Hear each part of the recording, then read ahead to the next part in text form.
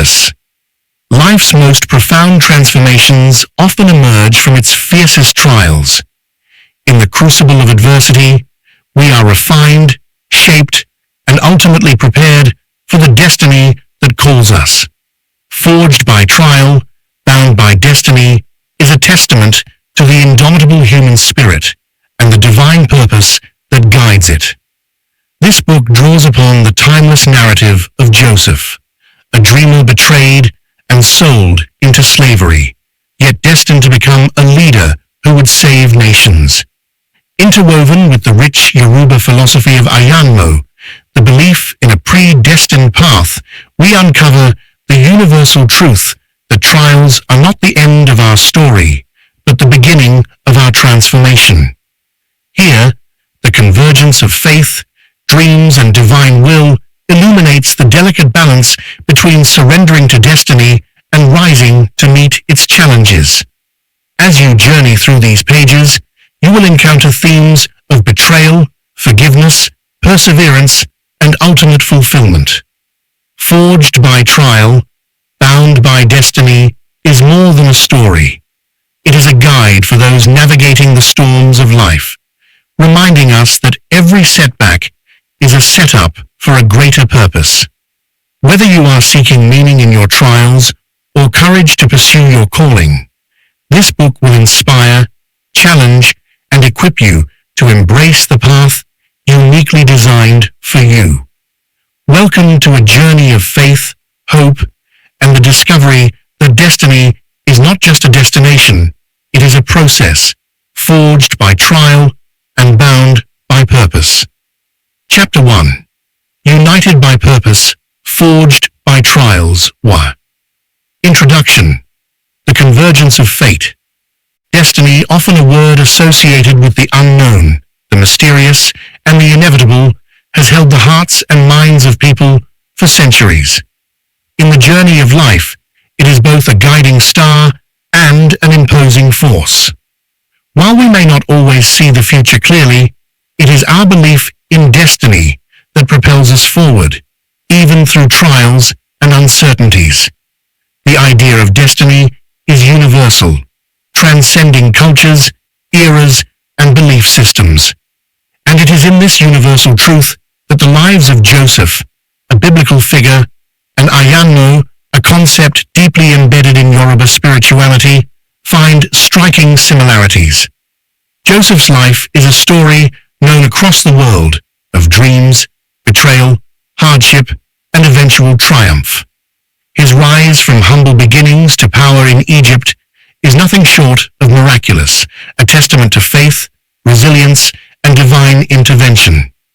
On the other hand, Ayanmo is a deeply ingrained Yoruba concept of one's ordained destiny, a path laid before a person even before birth, determined by the gods, but one that is shaped by personal choices, struggles, and spiritual alignment.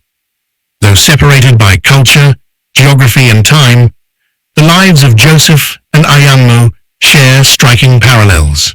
Both journeys are marked by hardship, betrayal, personal growth, and ultimately, fulfillment of a divine purpose. This chapter sets the stage for exploring these intertwined destinies, beginning with the dreams that set each character on their interconnected path. We unique, yet Joseph's dream and Ayanmo's calling. In the quiet of a morning before the sun had fully risen, Joseph stood alone in the fields, gazing into the horizon.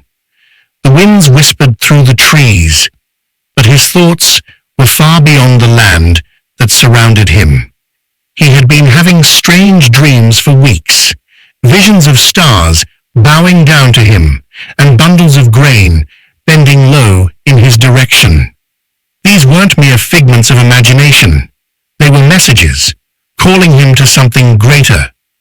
But Joseph, still young and inexperienced, could not fully comprehend the magnitude of what he had seen. One evening, unable to keep the visions to himself, Joseph shared his dreams with his brothers. His voice trembled slightly as he spoke of the stars and the sheaves of grain. the images vivid in his mind. But instead of support or understanding, his brothers responded with anger and mockery. They could not fathom that their younger brother would one day rise above them. In their eyes, Joseph's dreams were arrogant and far-fetched, a direct challenge to their own status in the family. The seeds of jealousy began to take root, and what began as a dream full of hope turned quickly into a bitter conflict. Meanwhile, in a distant Yoruba village, young Ayanmo sat with his father, Baba Alara, beside the crackling fire. The firelight danced on their faces as Baba Alara spoke of Ayanmo, the divine purpose that each person carries from birth. His words were heavy with wisdom, and Ayanmo listened intently, feeling the weight of his father's teachings. It was said that each soul had a unique Ayanmo, a path chosen by the gods before birth, and that fulfilling it was the key to living a purposeful life. As Baba Alara spoke of the challenges that would come, Ayanmo felt something stir within him, a calling, though not fully understood, yet undeniable. It was as if his own destiny was waiting for him, hidden in the shadows of his present life. Baba Alara's voice was calm, but firm, as he continued. Ayanmo, my son, your path is not easy, but it is yours. You must walk it with strength, faith, and the courage to face all that lies ahead. Though both Joseph and Ayanmo felt the call of destiny, neither fully understood the journey that awaited them. Destiny is never clear at the outset. It is only in hindsight that one sees the threads that connect the events of life. But one thing was certain, their lives were about to change in ways they could not yet comprehend. The betrayal and the trial, Joseph's journey took a dark turn when his brothers, consumed by jealousy and resentment, betrayed him. They stripped him of his coat, that symbol of their father's favor, and threw him into a pit. The deep pit was dark, cold, and silent, just like the future Joseph feared awaited him. What had started as a dream of greatness now felt like a nightmare, and he could only pray for deliverance. Yet even in the face of such betrayal, Joseph's faith did not waver. In the pit, he found a glimmer of hope, a belief that his purpose was greater than his present circumstances. When the opportunity came, Joseph was sold into slavery to a caravan traveling to Egypt. The journey from his homeland to a foreign land was long and treacherous, but it was here that Joseph's true character began to emerge. His dreams, once a distant hope, now seemed impossible, but Joseph held on to the belief that somehow his destiny would unfold. The road to greatness was never meant to be easy. In the heart of the Yoruba village, Ayanmo's life took an unexpected turn as well. As he grew older, he began to experience the trials of adulthood. The weight of his Ayanmo became apparent, and the challenges he faced mirrored the teachings of his elders. It wasn't enough to simply know one's path. One had to walk it, even when the road was uncertain. Like Joseph, Ayanmo began to face tests that would shape his character and his destiny. His family, community, and the gods would challenge him to prove his worthiness, and each step forward was met with hardship. Both Joseph and Ayanmo learned that destiny does not come easily. It demands perseverance, resilience, and above all, trust in the unseen. It was through their suffering that they would come to understand the deeper meaning of their journeys. The journey of transformation. Joseph's time in Egypt was marked by trials and tribulations. He was sold again, this time into the household of Potiphar, an officer of Pharaoh. His integrity, wisdom, and unwavering faith in God allowed him to rise within Potiphar's house, earning the trust and favor of his master. But even as Joseph's life seemed to be improving, temptation came in the form of Potiphar's wife. She sought to seduce him, but Joseph resisted. He refused to betray his master or his own integrity. The consequences of his resistance were severe. Joseph was falsely accused and thrown into prison. Yet even in prison, Joseph's dreams began to take shape. His ability to interpret dreams brought him into the favor of Pharaoh's officials, and eventually Pharaoh himself. It was in this moment that Joseph's true purpose began to reveal itself. From a prisoner in a foreign land to a ruler in Pharaoh's court, Joseph's journey was a testament to divine providence and the transformative power of faith. Similarly, Ayanmo's journey was one of constant growth and transformation. The more he embraced his Ayanmo, the clearer his path became. He learned that destiny is not simply about achieving greatness, it is about overcoming challenges, staying true to one's values, and having the courage to lead others on their own paths.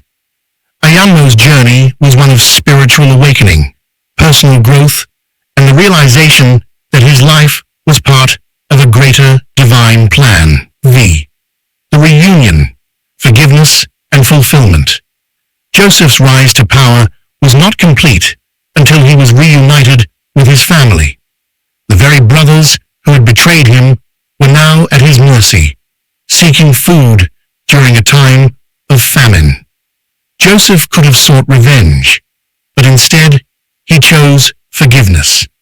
In that moment, Joseph understood that his journey had not only been about his personal success, but about healing and reconciliation. He saw the hand of God in his life, leading him through every trial to this moment of restoration.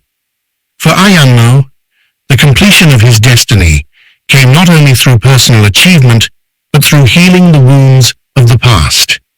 The elders, the community, and his family had played a crucial role in shaping his path.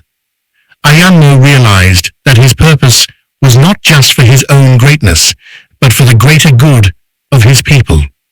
Like Joseph, he learned that reconciliation and forgiveness are the keys to fulfilling one's divine purpose. This, the unity of divine purpose and human will. Joseph's story, like Ayanmo's, is a profound reminder that destiny is both a gift and a challenge. Divine will sets the path, but it is human effort, faith, and resilience that shape the journey. Neither Joseph nor Ayanmo had an easy road to travel, yet both walked their paths with courage, and in doing so, they fulfilled their divine purpose. Destiny is not a destination, but a journey. The road is never straight, and the obstacles are many. But it is through these trials that one finds strength, purpose, and meaning. Joseph and Ayanmo's stories are timeless, not because of their greatness, but because of their perseverance, their faith, and their willingness to walk the path laid before them, no matter how difficult the journey might seem. Synopsis: United by purpose, forged by trials. In United by purpose, forged by trials, the remarkable journeys of Joseph, the biblical dreamer, and Ayanmo, a Yoruba representation of ordained destiny, are brought together in a compelling narrative that transcends culture, time, and geography. Through vivid storytelling, this work explores the universal nature of destiny and the transformative power of faith and perseverance. The story begins with Joseph's vivid dreams of stars and sheaves bowing before him, setting the stage for his trials and triumphs. Simultaneously, young Ayanmo, guided by his father's teachings, embarks on a journey to uncover his divine purpose within the Yoruba spiritual framework. Both are marked by initial misunderstandings of their callings, but their paths soon intertwine through shared themes of betrayal, trials, personal growth, reconciliation, and ultimate Joseph's betrayal by his jealous brothers leads him into slavery and imprisonment in Egypt, a journey fraught with hardship, but underscored by unwavering faith. Ayanmo too faces tests in his village as he grapples with the weight of his destiny, encountering challenges that demand spiritual and personal growth. Both lives are defined by transformation. Joseph rises from a prisoner to Pharaoh's trusted advisor through divine providence, while Ayanmo's struggles lead to his awakening as a leader guided by wisdom and resilience. Their stories culminate in moments of forgiveness and fulfillment. Joseph reconciles with his brothers, and Ayanmo heals the wounds of his past to uplift his community. The narrative underscores the harmony between divine purpose and human will, reminding readers that destiny is not a straightforward path, but a transformative journey. Through trials and triumphs, both Joseph and Ayanmo illuminate the power of perseverance, faith, and reconciliation in achieving a life of purpose. Their intertwined stories offer a timeless message about the unity of the spiritual and human experiences in shaping a meaningful existence. Lesson learned from Chapter 1. 2 destinies, 1 journey. The lesson is rooted in the realization that destiny is a powerful, guiding force in our lives, and it often begins with dreams and visions. These dreams, however, do not come to fruition easily. Key Lessons 21:1. Destiny begins with dreams. Both Joseph and Ayanmo begin their journeys through dreams or visions that hint at a greater purpose for their lives. These dreams serve as the starting point, not only for their paths, but also as a divine message that something significant awaits them. Lesson. Our dreams and aspirations are often the first glimpse of our true potential and the divine purpose that awaits us, even when the path to realizing them is unclear. 2. Divine purpose is unfolding. Both characters are drawn into events that appear random or even unfair, but ultimately, these occurrences are revealed to be part of a larger divine plan. Joseph's dream of ruling over his brothers and the revelation of his destiny were not immediately clear, but he had to trust that his path had a purpose, even when faced with adversity. Lesson. Even when life doesn't immediately make sense, trust that there is a greater purpose unfolding, even through challenges and difficult experiences. 3. Challenges are integral to growth. Early on, Joseph's dreams spark jealousy and anger, leading to his betrayal and suffering. Ayanmo similarly faces his own set of challenges. However, these trials are the crucibles through which they are transformed. Lesson.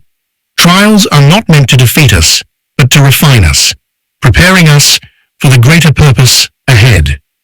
The path to fulfilling our destiny may require hardship and struggle, but these obstacles are key to our personal growth and development. 4.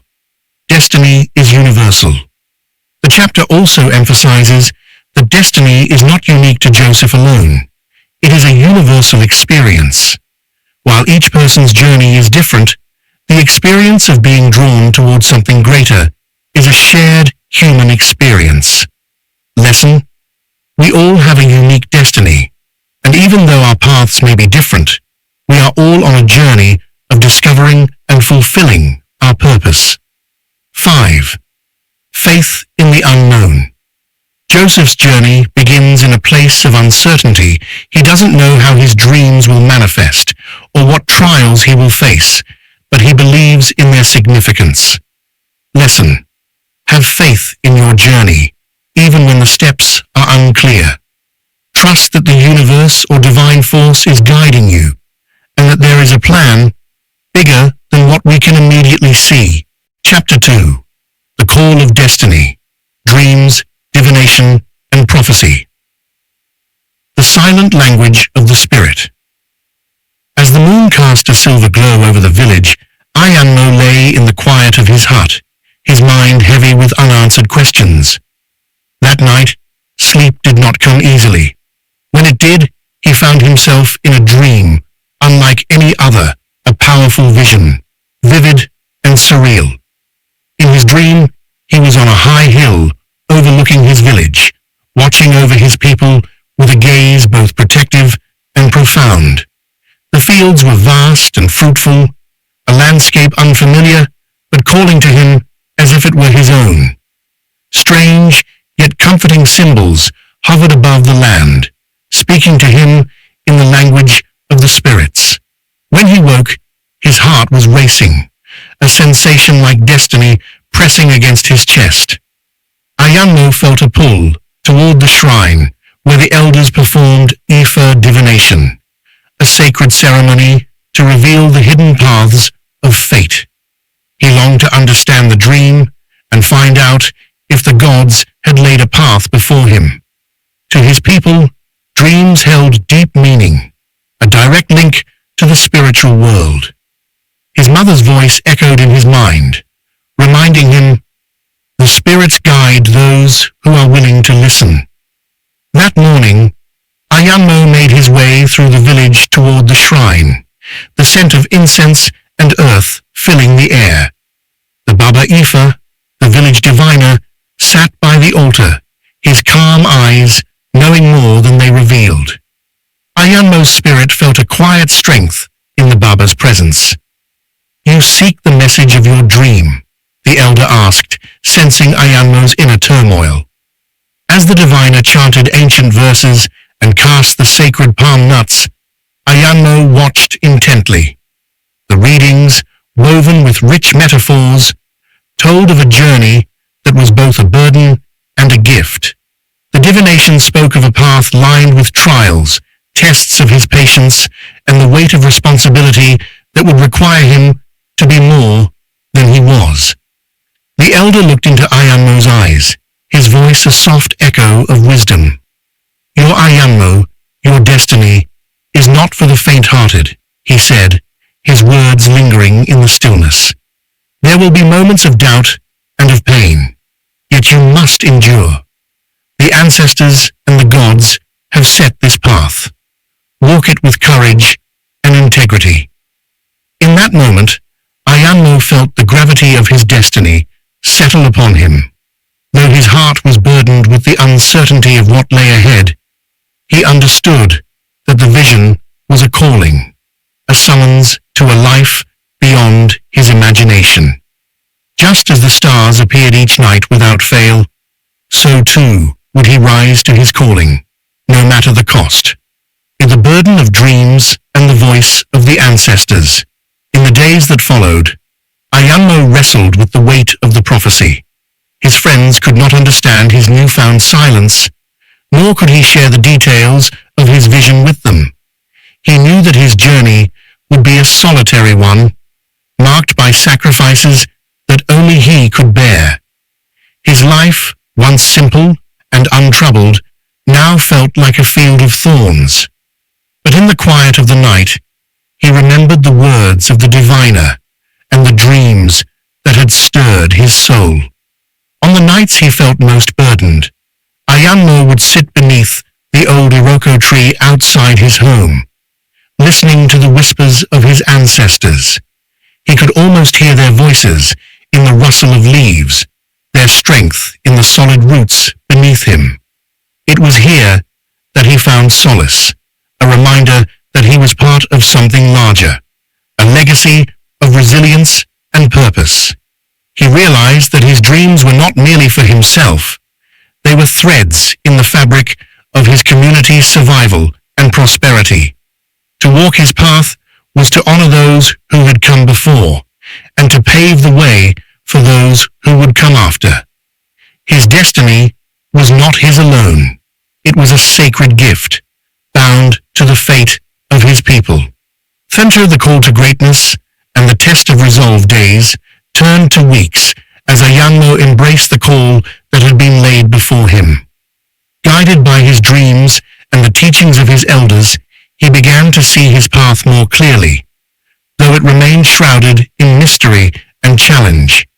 It was said in his village that greatness comes not to those who seek it for themselves, but to those who carry the weight of others' hopes. Ayanmo understood that his destiny was interwoven with the lives around him, and it filled him with both pride and humility. One evening, the diviner called upon Ayanmo to join him at the shrine, where they would perform a sacred ceremony under the full moon. The entire village gathered in reverence, their voices lifted in chants to the spirits and the gods.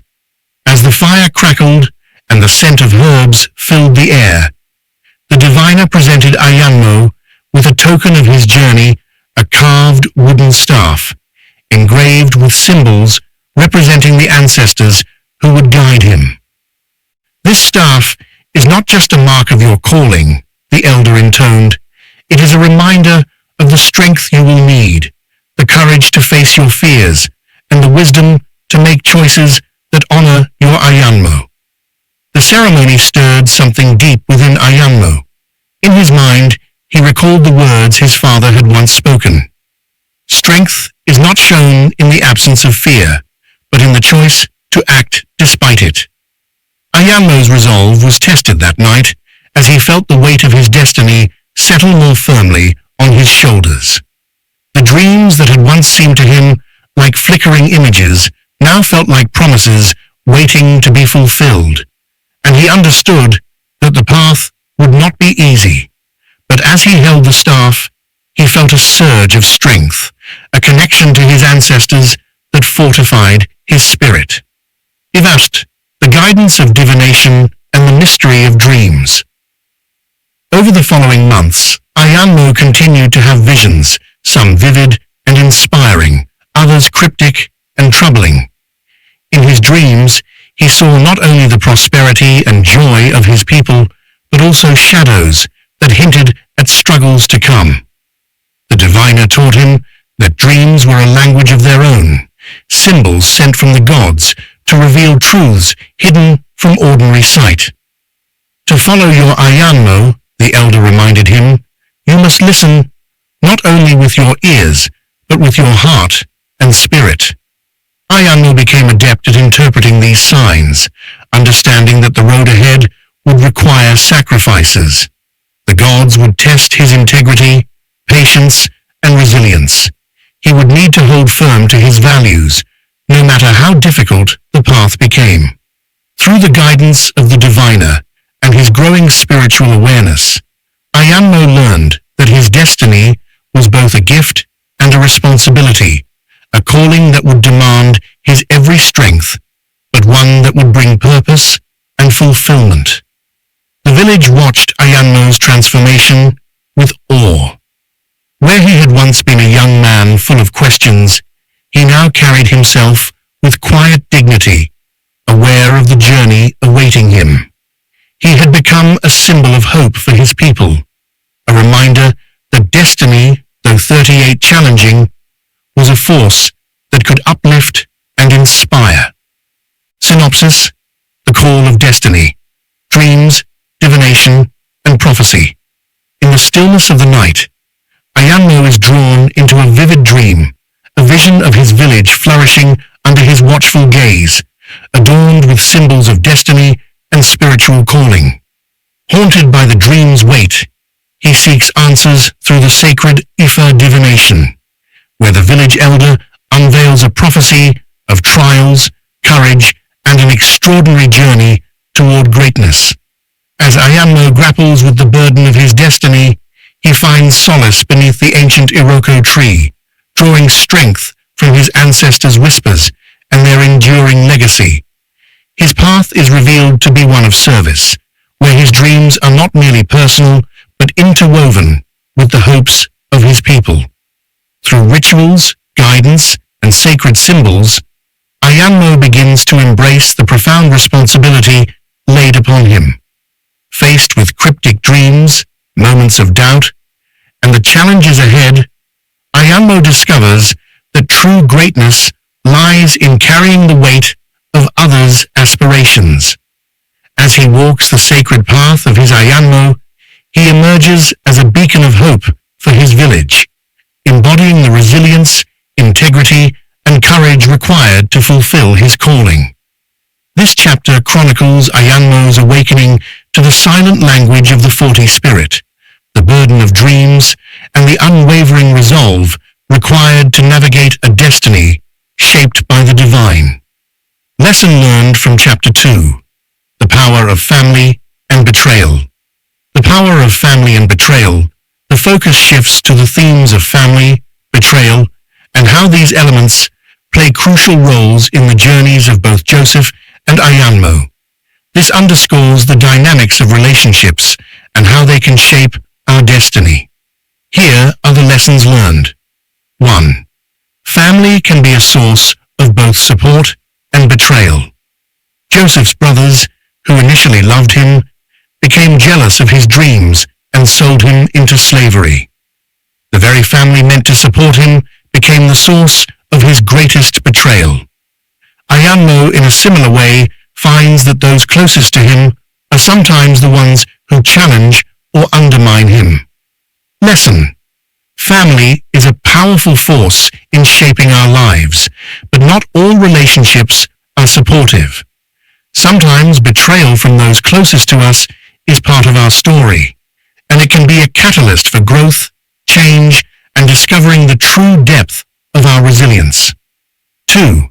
Jealousy and envy can blind people to divine purpose. The envy of Joseph's brothers caused them to act out of anger and jealousy, ultimately leading to his betrayal.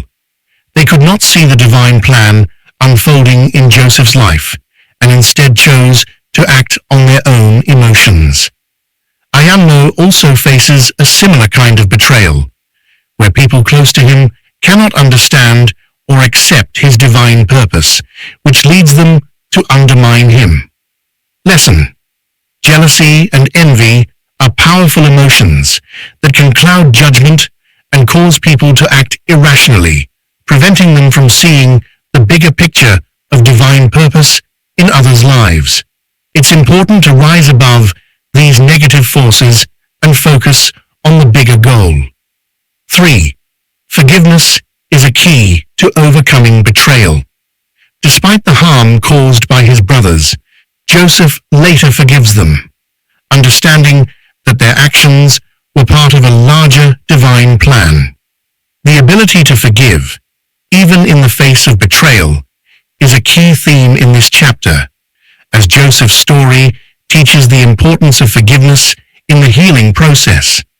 Ayanmo too comes to a realization that in order to move forward, he must let go of resentment. Lesson: Forgiveness is not for the person who wronged you, but for your own healing and growth. Letting go of past grievances allows you to move toward your destiny and peace of mind. 4. Betrayal can lead to personal transformation. Joseph's betrayal by his brothers and the pain it caused became the cornerstone of his personal transformation. It set the stage for him to mature, develop wisdom, and rise to a position of great power. Similarly, Ayanmo's experiences of betrayal are not without their consequences, but they also serve as a refining fire that shapes him into the man he is meant to become. Lesson: While betrayal is painful, it can also serve as the spark for personal transformation. It forces you to reassess your values, beliefs, and goals, leading to personal growth and eventual success. 5. God's plan often uses family struggles for greater purposes. Despite the suffering Joseph faced, he came to understand that God used his struggles to prepare him for a greater role in saving lives. The betrayal by his family, while painful, was part of a larger plan.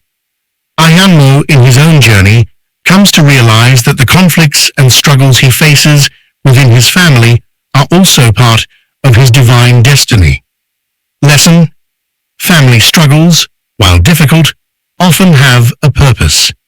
In the grand scheme of life, they can serve as the testing ground for your character and preparation for the bigger roles you are meant to play. 6. divine timing and preparation.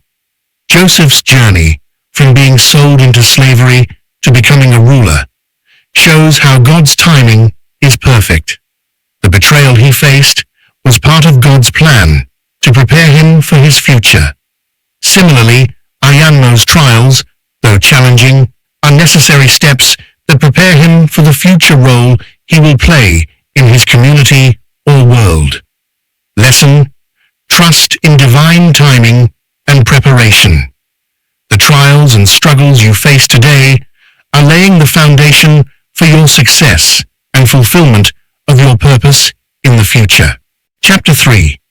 The Crucible of Trials, Paths of Suffering.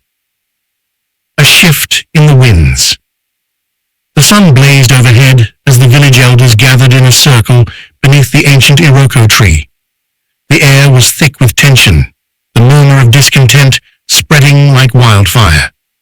Ayanmo, once a beloved figure among his peers, now found himself standing in the middle of the gathering, accused of disturbing the natural order.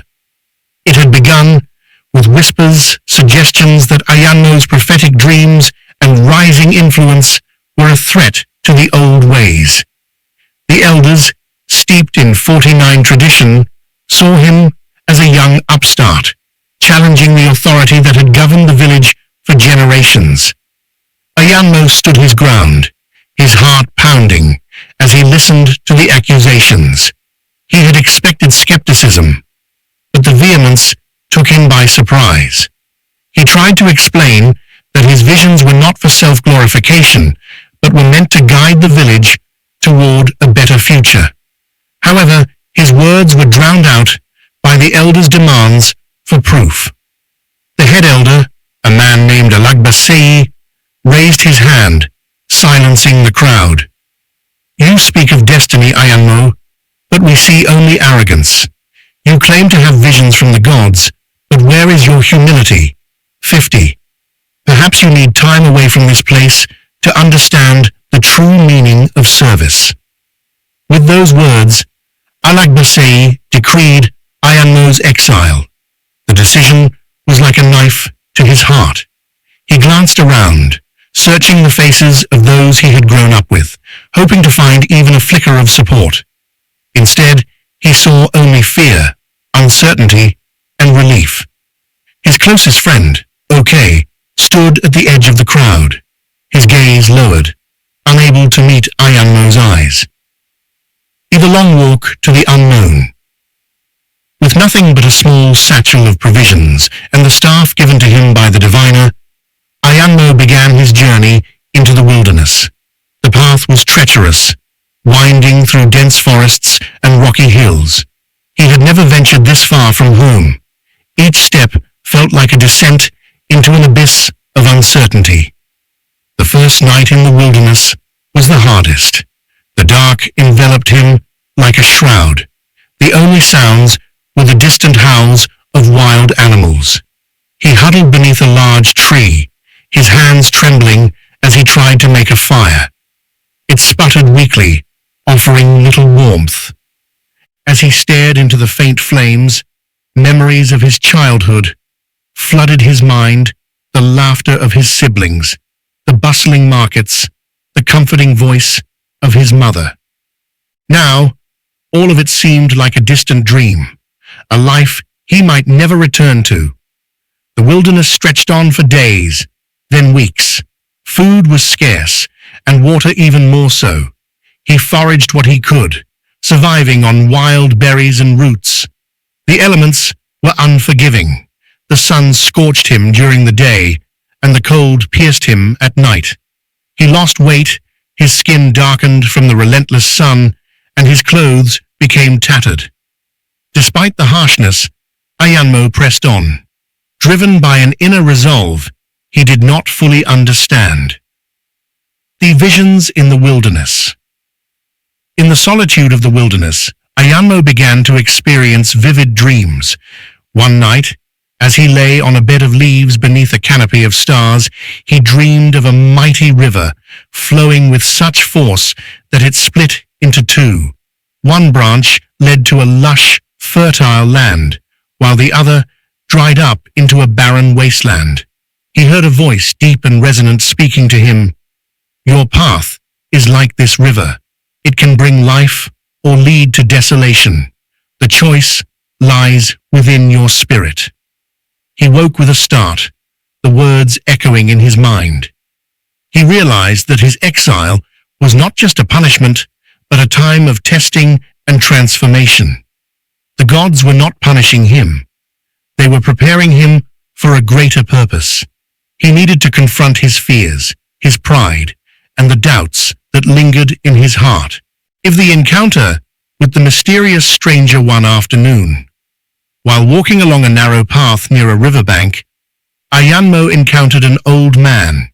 He was sitting on a rock, whittling a piece of wood into a small figurine. The man looked up and smiled, his eyes twinkling with a knowing light. He introduced himself as Babalola, a wandering sage who had traveled far and wide, learning the secrets of the land. You look lost, young man, Babalola said, his voice gentle yet probing. I am not lost, Ayanmo replied, though he did not sound convincing even to himself. I am finding my way. Babalola chuckled. Finding your way? In the wilderness, the only way to find yourself is to lose yourself first. They sat together for hours, talking about life, destiny, and the gods. Babalola shared tales of ancient heroes who had faced trials similar to Ayanmo's, heroes who had been cast out, only to return stronger and wiser. You see, Babalola said, the gods do not call those who are already perfect. They call the flawed, the broken, because they know that through suffering, the spirit is refined. Your Ayanmo is not just a gift, it is a responsibility. It will be painful, but pain is the touchstone of growth. Before parting ways, the sage handed Ayanmo the small figurine he had been carving. It was a bird, wings spread wide as if about to take flight. Remember, Babalola said, the bird does not fly because the wind carries it. It flies because it dares to trust its wings. The moment of reckoning. As the months passed, Ayanmo's solitude in the wilderness became his teacher. He learned to listen to the wind, to understand the whispers of the trees, and to find solace in the rhythm of nature. He no longer cursed his exile. Instead, he embraced it as a time to grow closer to the divine, to sharpen his instincts and his spirit. He would spend hours meditating by the rivers, seeking wisdom from the flowing water and the silence of the forest. In this time of deep reflection, he began to understand the nature of his calling. The visions, the prophecies, and even his exile were all parts of a greater design.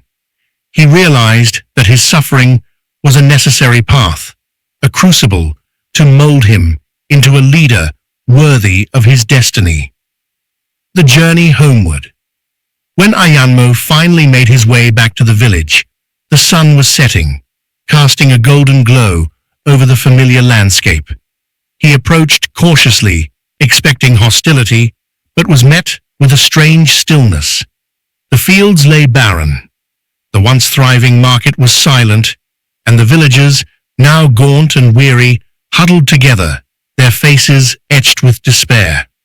The elders were gathered near the shrine, their expressions grim. Alagbasei stepped forward, his face a mask of regret.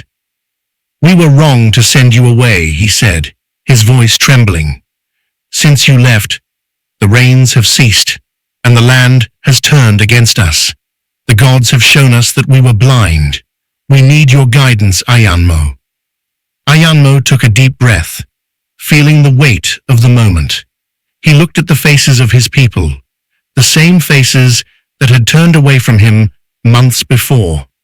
But there was no anger in his heart, only a deep sense of purpose. He knew that his journey had come full circle, and it was time for him to fulfill his destiny. He raised his staff, a symbol of the trials he had endured and the strength he had gained. "I have returned," he said, his voice strong and clear. "Not to claim power, but to serve. Together, we will rebuild. We will seek the favor of the gods once more. But this time, we will do so as one people, united in purpose." The crowd erupted in a cheer, a sound that carried on the wind like a prayer answered. The village had found its leader, and Ayanmo had found his true calling. The path ahead was still uncertain, but for the first time, Ayanmo felt ready to walk it, no matter where it led. Synopsis: the crucible of trials, paths of suffering. A shift in the winds. The village elders, wary of Ayanmo's growing influence and prophetic dreams, accuse him of arrogance and disrupting tradition. Despite his attempts to explain his visions as divine guidance for the village's future, the elders demand proof of his sincerity. Alagbasei, the head elder, decrees Ayanmo's exile, framing it as a lesson in humility. Rejected and heartbroken, Ayanmo departs, abandoned even by his closest friend. Okay, so see the long walk to the unknown. With only a few provisions and a staff, Ayanmo begins his journey into the wilderness. The path is treacherous, testing his endurance with scorching days, freezing nights, and scarce resources. As he struggles to survive, memories of his past life haunt him, but an inner resolve pushes him forward into the unknown. Visions in the wilderness. The wilderness, Ayanmo experiences vivid dreams that reveal deeper truths about his destiny. A vision of a river splitting into fertile and barren lands teaches him that his path depends on the choices within his spirit. These revelations transform his exile into a spiritual journey, preparing him for a higher purpose. The encounter with the mysterious stranger. Ayanmo meets Babalola, a wise wanderer who shares tales of ancient heroes and imparts life-changing wisdom. Babalola emphasizes that suffering refines the spirit, and responsibility accompanies great gifts. He gives Ayanmo a carved bird as a symbol of courage and trust in his abilities before departing, leaving Ayanmo inspired to embrace his trials. The turning point months of solitude shape Ayanmo into a stronger, wiser individual. He meditates, learns from nature, and discovers peace in his exile. The once unbearable wilderness becomes his sanctuary, teaching him resilience and revealing the true nature of his divine calling. The return. Ayanmo returns to find his village devastated by drought and despair. The elders, regretful of their decision, plead for his guidance. Forgiving their betrayal, Ayanmo steps forward, ready to lead not as a ruler, but as a servant. With newfound wisdom and strength, he unites his people to rebuild and pursue harmony with the divine. Lessons learned from paths of suffering, trials, and tribulations. 1. Embrace adversity as a catalyst for growth. Ayanmo's journey of exile demonstrates that hardships are not merely obstacles, but opportunities for self-reflection and transformation. His time in the wilderness, though filled with suffering, became a period of inner growth and spiritual enlightenment. Often, our trials serve as the refining fire that molds us into who we are destined to be. 2. True leadership is rooted in service, not authority. Ayanmo's return to the village reveals the essence of true leadership. Despite being wronged by his people, he does not seek revenge or power. Instead, he chooses to serve them selflessly. This self-sacrificing attitude shows that real leaders focus on the well-being of their community, prioritizing service over personal gain. 3. The value of humility and patience. Initially accused of arrogance, Ayanmo's exile teaches him humility. The story emphasizes that wisdom and leadership require humility, as it is only when we set aside our pride that we can truly learn, grow, and connect with others. His patience during the exile also underscores the importance of enduring challenges with grace, trusting that time will reveal their purpose. 4. Destiny is shaped by our choices. The vision of the river splitting into two paths symbolizes the duality of choices Ayanmo must make. His realization that he can choose between a fruitful path and a barren one reflects the broader life lesson that our actions and decisions play a significant role in shaping our destiny. 67. It's a reminder that while destiny may guide us, our choices determine the outcome. 5. Community and unity as a source of strength. Upon his return, Ayanmo's call for unity highlights the power of a collective effort in overcoming adversity. The village's struggles in his absence illustrate that a divided community cannot thrive. Ayanmo's message of working together as one people united in purpose is a powerful lesson in the strength that comes from unity and collaboration. 6. The necessity of faith and resilience. Ayanmo's journey is a testament to the importance of faith and resilience. Even when faced with isolation, hunger, and despair, he does not give up. His faith in his calling and the divine purpose of his trials sustains him. It teaches us that resilience, bolstered by faith, is crucial when navigating life's uncertainties. 7. Wisdom can come from unexpected sources. The encounter with Babalola, the wandering sage, shows that guidance often comes from unexpected places. It serves as a reminder to stay open-minded and receptive to learning, as wisdom can be found in the most unlikely encounters and situations. 8. Redemption and forgiveness. The elders' acknowledgement of their mistake and Ayanmo's willingness to forgive them are profound lessons in redemption and forgiveness. It highlights the importance of recognizing our faults and seeking to make amends, as well as the power of forgiveness in healing and rebuilding relationships. 9. Transformation through self-discovery. The narrative illustrates that sometimes, to truly find our purpose, we must first lose ourselves. Ayanmo's exile serves as a journey of self-discovery, where he confronts his inner fears and doubts. Through this process, he gains a deeper understanding of his role and destiny, teaching us that self-discovery is often born from moments of isolation and introspection. 10. Purpose is a journey, not a destination. Ayanmo's realization that his visions and calling are part of a larger divine plan shows that purpose is not a fixed endpoint, but a continuous journey. The fulfillment of one's destiny involves ongoing learning, growth, and adaptation. It's a lifelong process of becoming who we are meant to be, shaped by the trials we face and the choices we make along the way. Chapter 4. Hope Renewed, Rising from Despair. The land of drought and despair. When Ayanmo returned, it was as if he had stepped into a different world. The once vibrant village, known for its lush green fields and flowing rivers, was now a shadow of its former self. The sun beat down mercilessly, cracking the dry earth.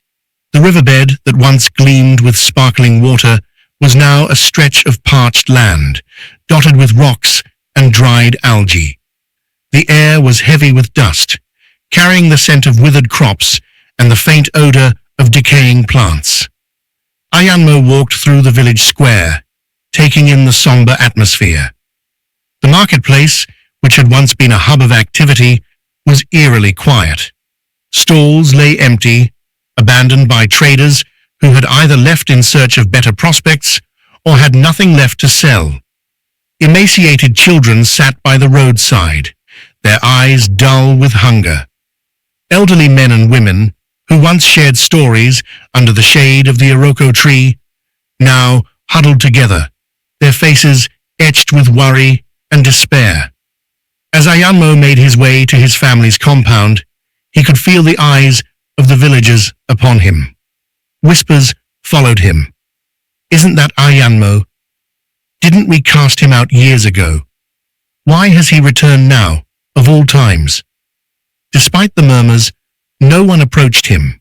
He could see the mixture of fear, shame, and perhaps a glimmer of hope in their eyes.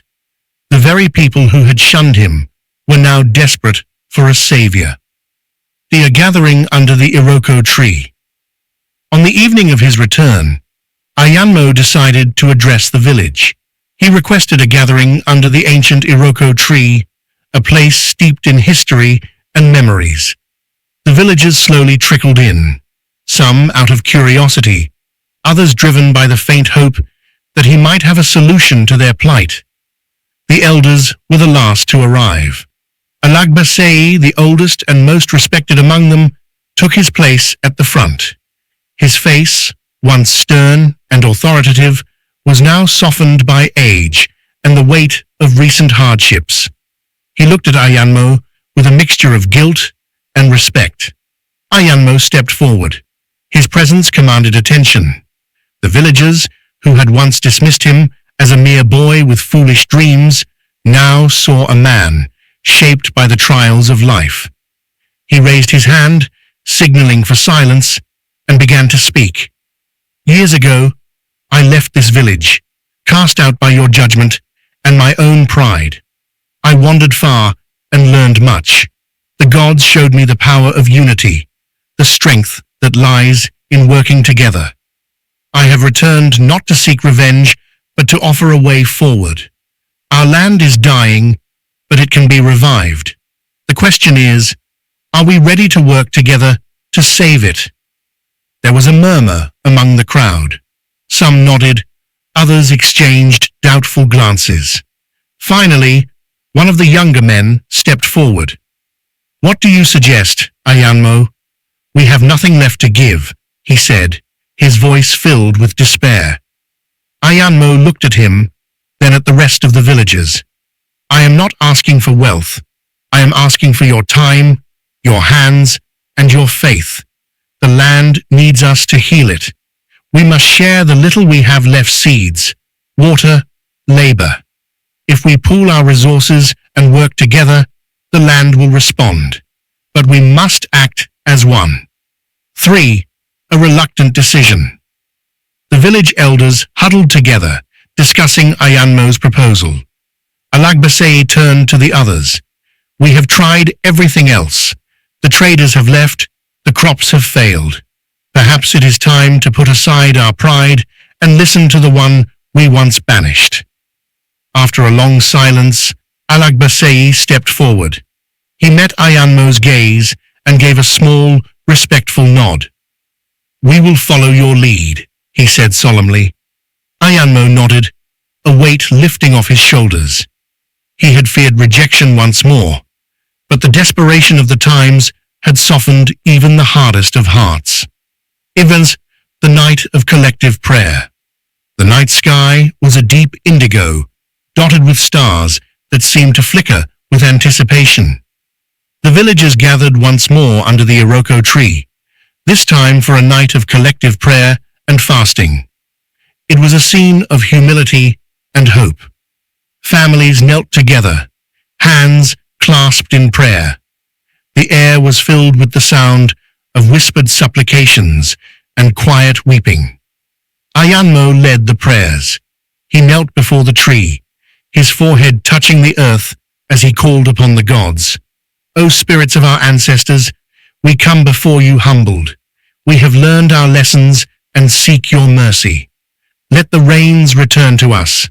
Let our fields be green again. Give us the strength to rebuild what we have lost." The night was filled with a palpable sense of unity. For the first time in years, the villagers were united in purpose and spirit. As they prayed, a gentle breeze began to blow, rustling the leaves of the Iroko tree.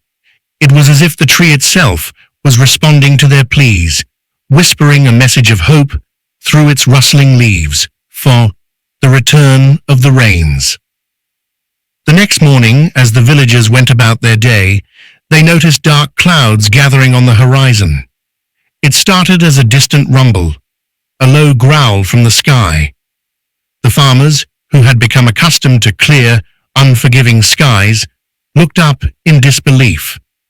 Ayanmo stood in the middle of the field, his face upturned, feeling the first drop of rain hit his cheek. The rain came down in torrents, drenching the parched land.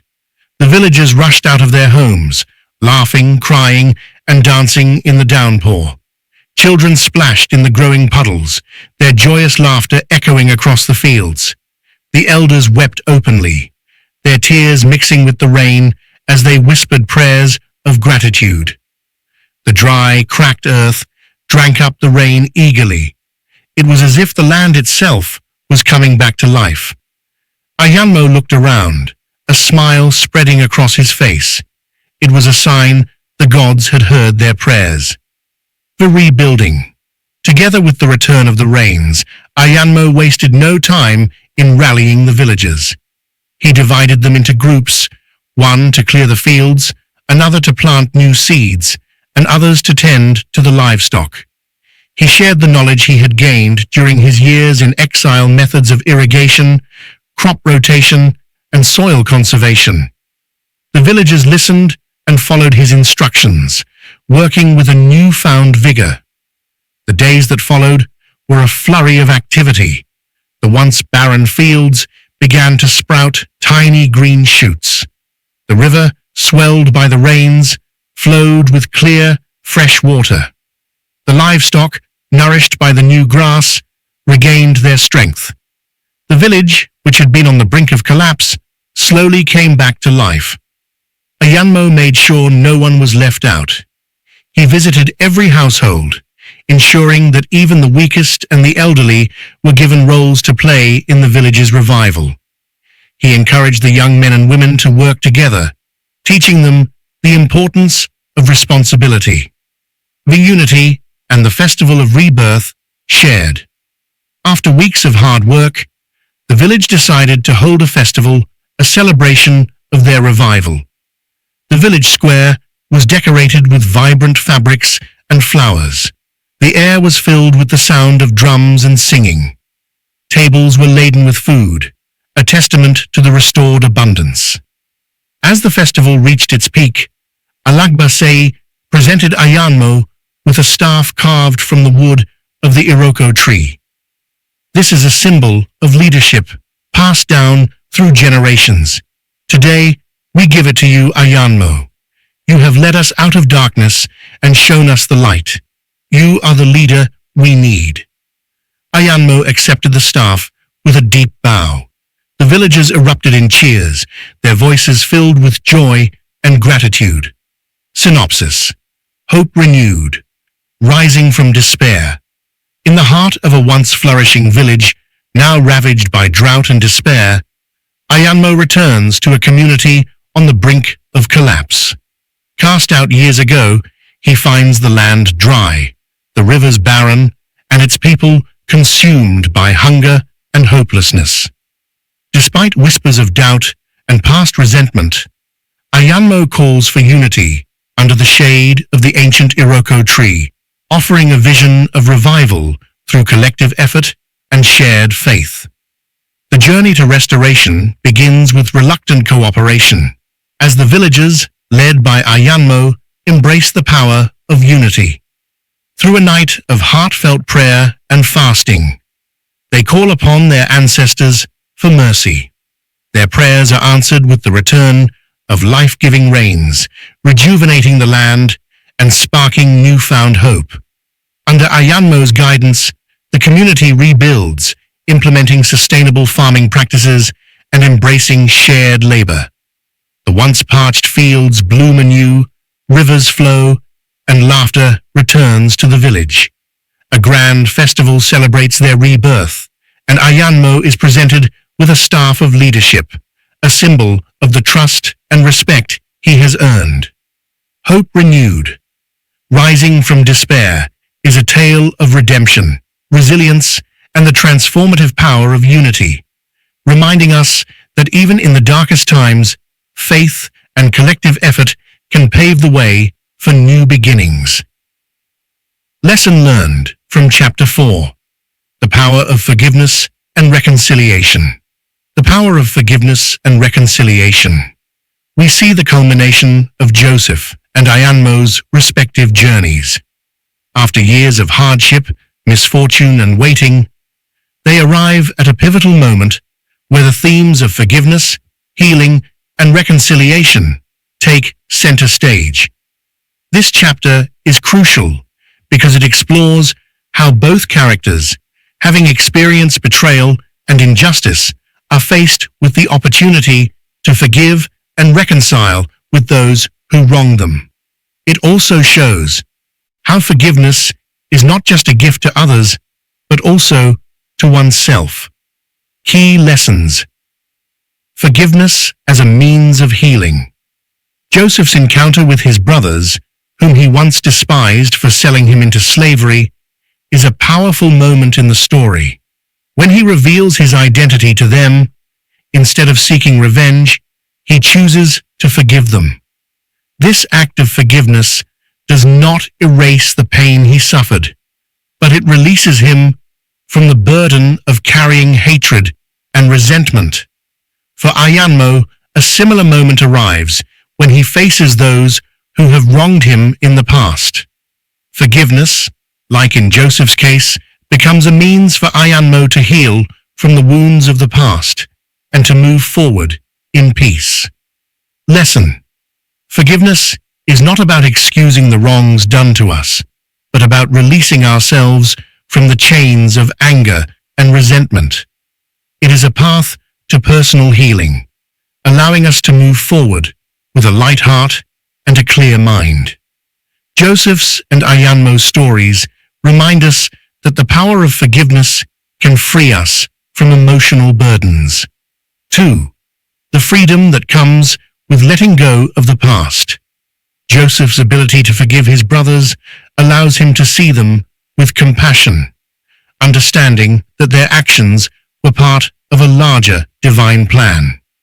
He chooses to let go of the past, no longer allowing it to define his future. Similarly, Ayanmo's growth requires him to release the pain of past injustices, whether from friends, family, or society, so that he can embrace his future without being anchored by old wounds. Lesson. Letting go of the past is a powerful act of liberation. Both Joseph and Ayanmo teach us that while the past may have 91 shaped us, it does not have to dictate our future. By choosing forgiveness and releasing past hurts, we open ourselves to new possibilities and peace. 3.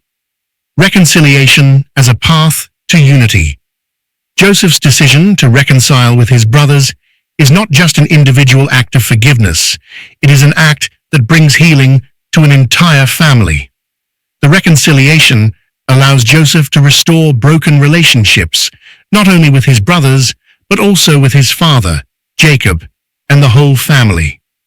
For Ayanmo, reconciliation with those who wronged him paves the way for unity in his community, allowing him to build stronger, more meaningful connections. Lesson.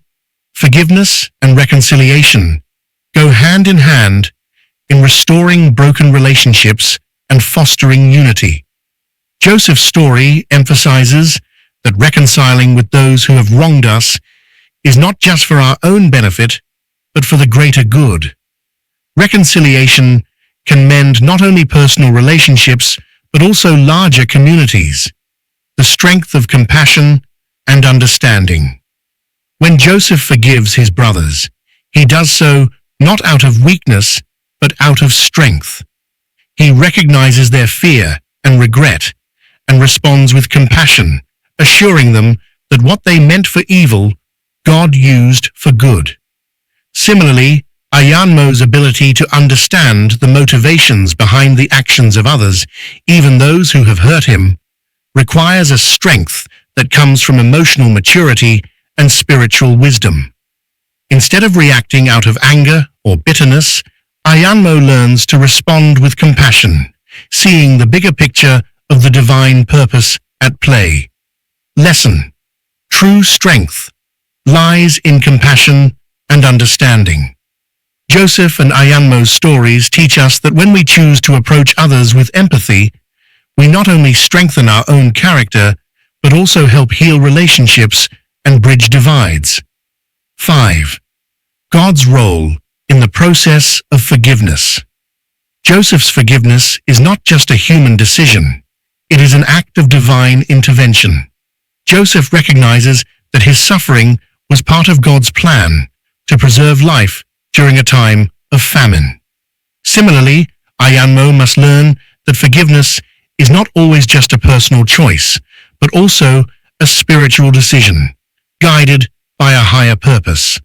Both Joseph and Ayanmo come to understand that their journeys, including their pain and struggles, have been a part of a greater divine plan to fulfill their purpose and serve their communities.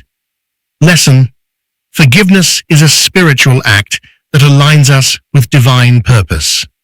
Joseph's understanding that his suffering was a part of God's plan shows that, at times, we must trust in God's larger plan for our lives, even when we don't fully understand why certain things happen.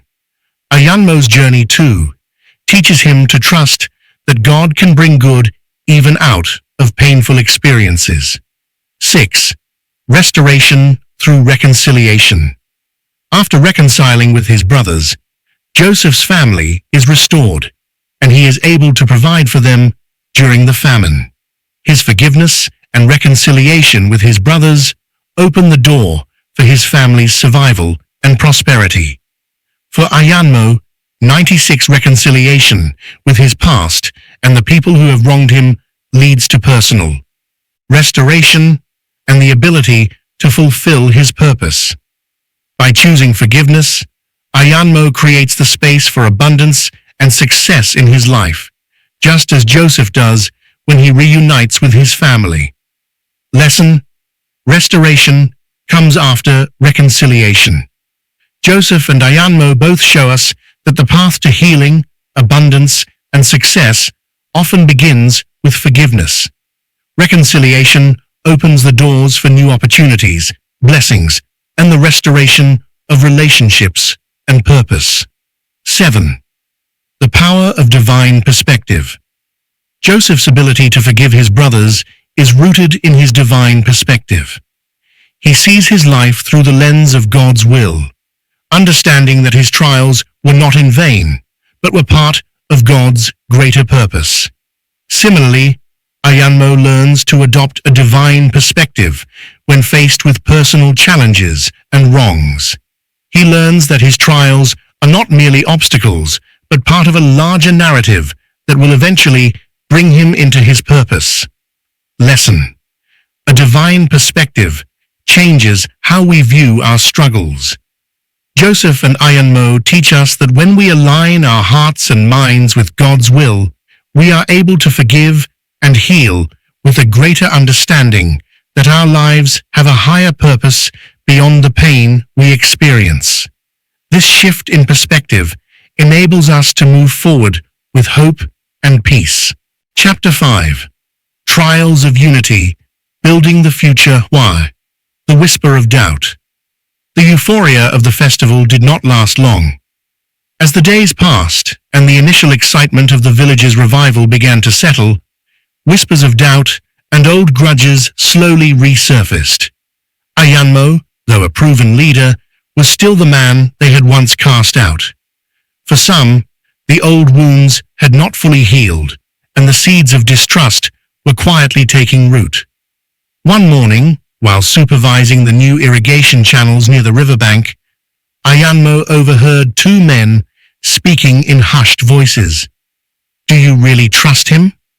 One of the men, a tall farmer named Gabade, muttered.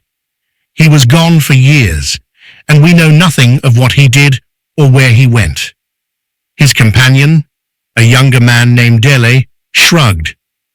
"The rains returned after his prayer, didn't they?" Maybe the gods favor him now. Gabad shook his head. Or maybe it was just coincidence. We can't forget how he left. What if this is part of some scheme? Ayanmo pretended not to hear them, but their words lingered in his mind. He realized that while the land could be healed quickly, the hearts and minds of the people would take longer. He knew he would have to address this unspoken tension if the unity they had built was to endure. He called for counsel. Determined to confront the simmering doubts, Ayanmo called for a council meeting under the Iroko tree once again. This time, it was a gathering not just of the elders, but of the entire village. Everyone had a voice, from the youngest apprentice to the oldest grandmother. Ayanmo stood before them, his staff in hand, and spoke openly. I have heard the whispers, he began. Some of you still do not trust me, and I understand why. I was once a stranger to my own people. I cannot erase the past, but I stand here willing to earn your trust. We have come this far together, but we cannot move forward if we are divided by doubt. There was a murmur in the crowd. Some shifted uncomfortably, while others looked directly at Ayanmo, as if challenging him to prove his worth. Alagbasei, sensing the tension, rose to speak. Ayanmo has shown us a way out of our darkest days, the elder said, his voice steady but firm. We must not let old fears destroy the new hope we have found, but if anyone has grievances, let them speak now. Bada stepped forward, his face a mask of uncertainty. I have seen the changes you brought, Ayanmo, but trust is hard to rebuild. You left us once. What guarantees do we have that you won't leave again when things get tough? Ayanmo met Gabad's gaze without flinching. I left out of fear and rejection, but I returned out of love and duty. I have nothing to gain from leading this village except the joy of seeing it thrive.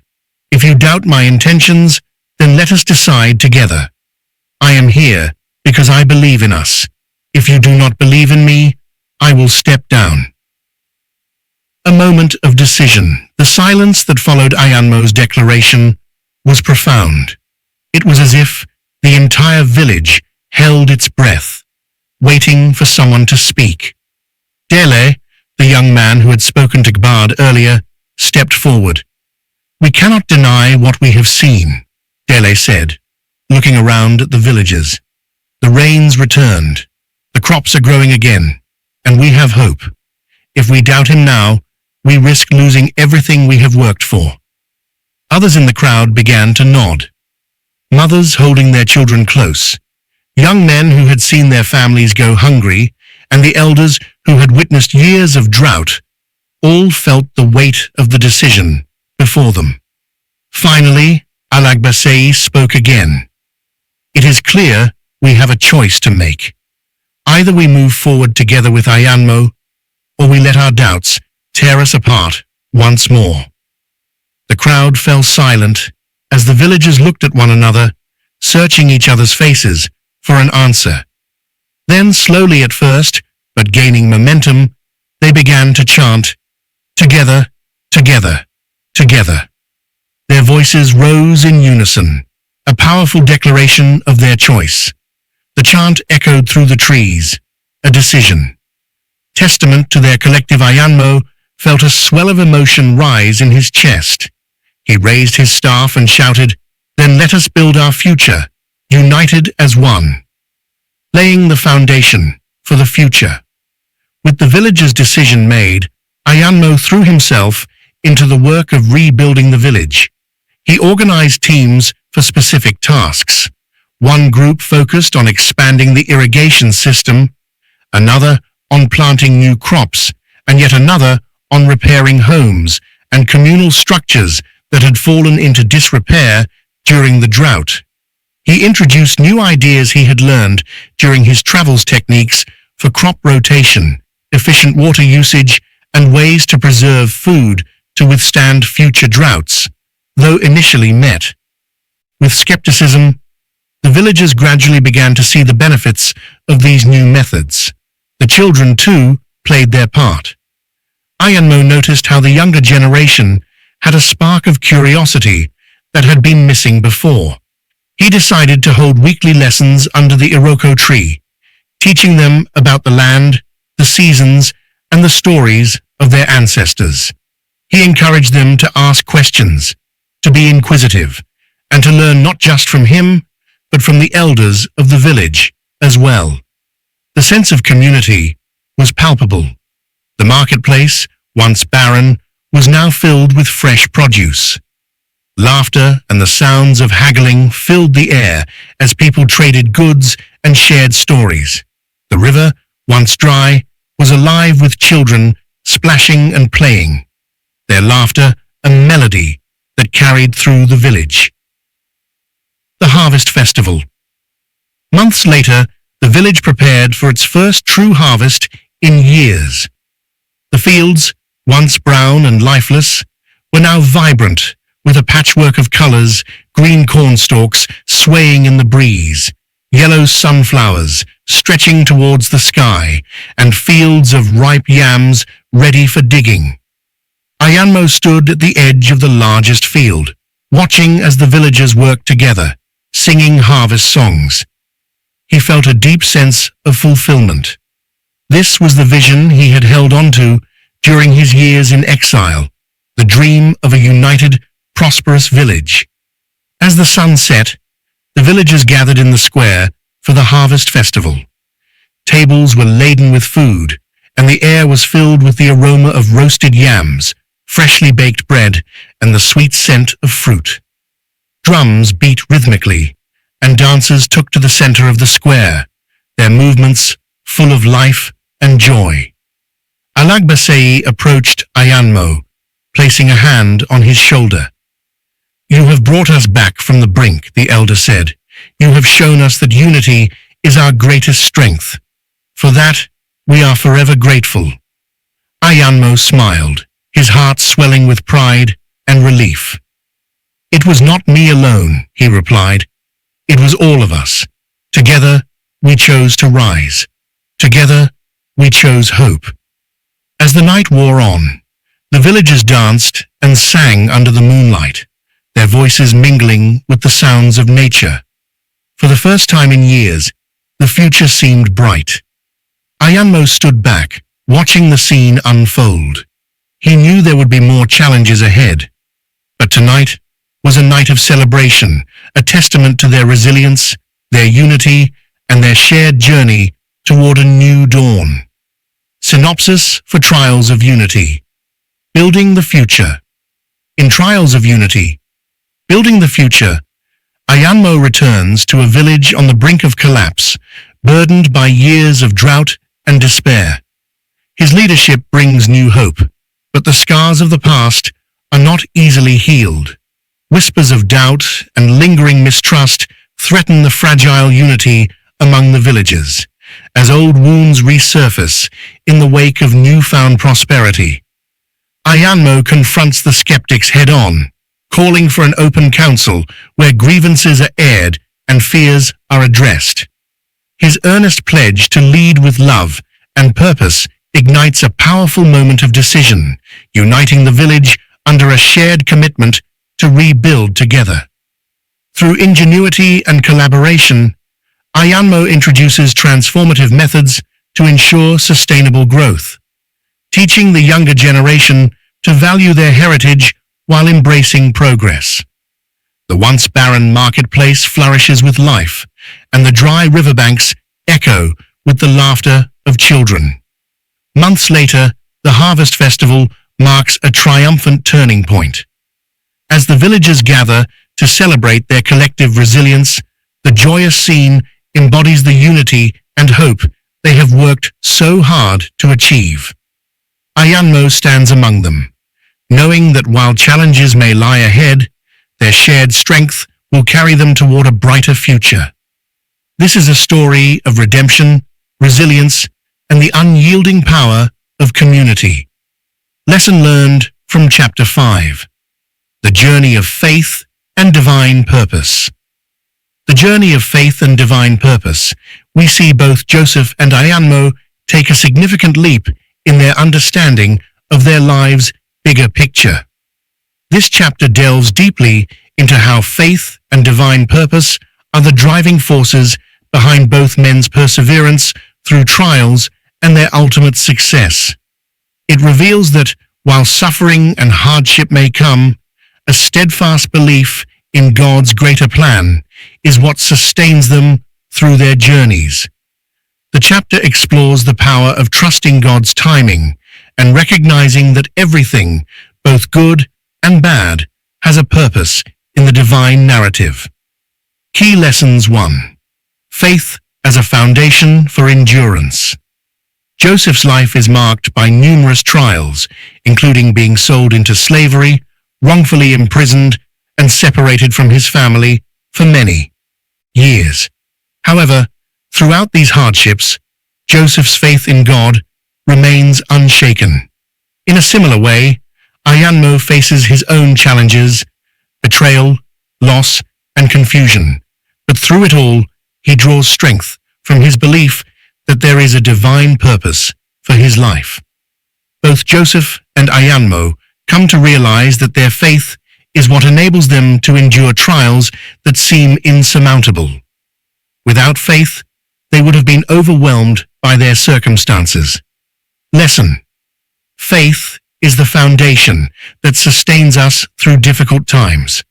It enables us to persevere, knowing that there is a greater purpose behind our struggles. Joseph's and Ayanmo's journeys teach us that when we place our trust in God, we can endure and emerge victorious no matter how severe the trials may be. 2. God's timing and purpose are perfect. Throughout Joseph's story, one of the most important lessons is that God's timing is perfect. Joseph's rise to power comes at the exact right moment, not too soon and not too late. If he had been released from prison earlier, he may not have been in the right place to interpret Pharaoh's dreams or prepare for the famine. Similarly, Ayanmo's journey unfolds at the right moment when he is ready to step into his purpose. The struggles he faces are not random. They are part of God's plan to mold him into the person he needs to be, to fulfill his calling. Lesson. Trusting God's timing is crucial. Both Joseph and Ayanmo learn that their journeys take the exact amount of time needed for them to be fully prepared for the purpose that lies ahead. What may seem like delays or setbacks are often divine orchestrations to ensure that we arrive at the right place at the right time. 3. Embracing the transformation. Process of Joseph's transformation from a young dreamer to the second most powerful man in Egypt is not instantaneous. He undergoes years of hardship, from being thrown into a pit to being wrongfully imprisoned before he is elevated to his position. Ayanmo experiences his own period of transformation, a process that involves pain, loss, and a shift in perspective. Through both men's stories, we learn that transformation is 119, often a slow and difficult process that requires patience, perseverance, and trust in God's hand at work. Only through these trials are they both shaped into the leaders they were destined to be. Lesson. Transformation is not easy, but it is necessary for the fulfillment of divine purpose. Joseph and Ayanmo teach us that the process of growth and change requires enduring hardships with patience. God uses these trials to prepare us for the role we are meant to play in the world. 4. Divine providence in every situation. Joseph's story is filled with instances where God's providence is evident. Even when Joseph was betrayed by his brothers and sold into slavery, it was part of a larger plan to place him in Egypt, where he would ultimately save his family and nation. For Ayanmo, he too begins to see that every obstacle he faces has a purpose, and that God is guiding him through each step. Even in the darkest moments, both men can look back and see how God's hand was at work behind the scenes, guiding them to their purpose. Lesson: God's providence is evident in every situation, even in moments of suffering. Both Joseph and Ayanmo learn that their circumstances are not random. Rather, they are part of God's grand design. This recognition gives them the peace of mind to continue forward, trusting that they are never alone in their journey. The importance of obedience to God's calling.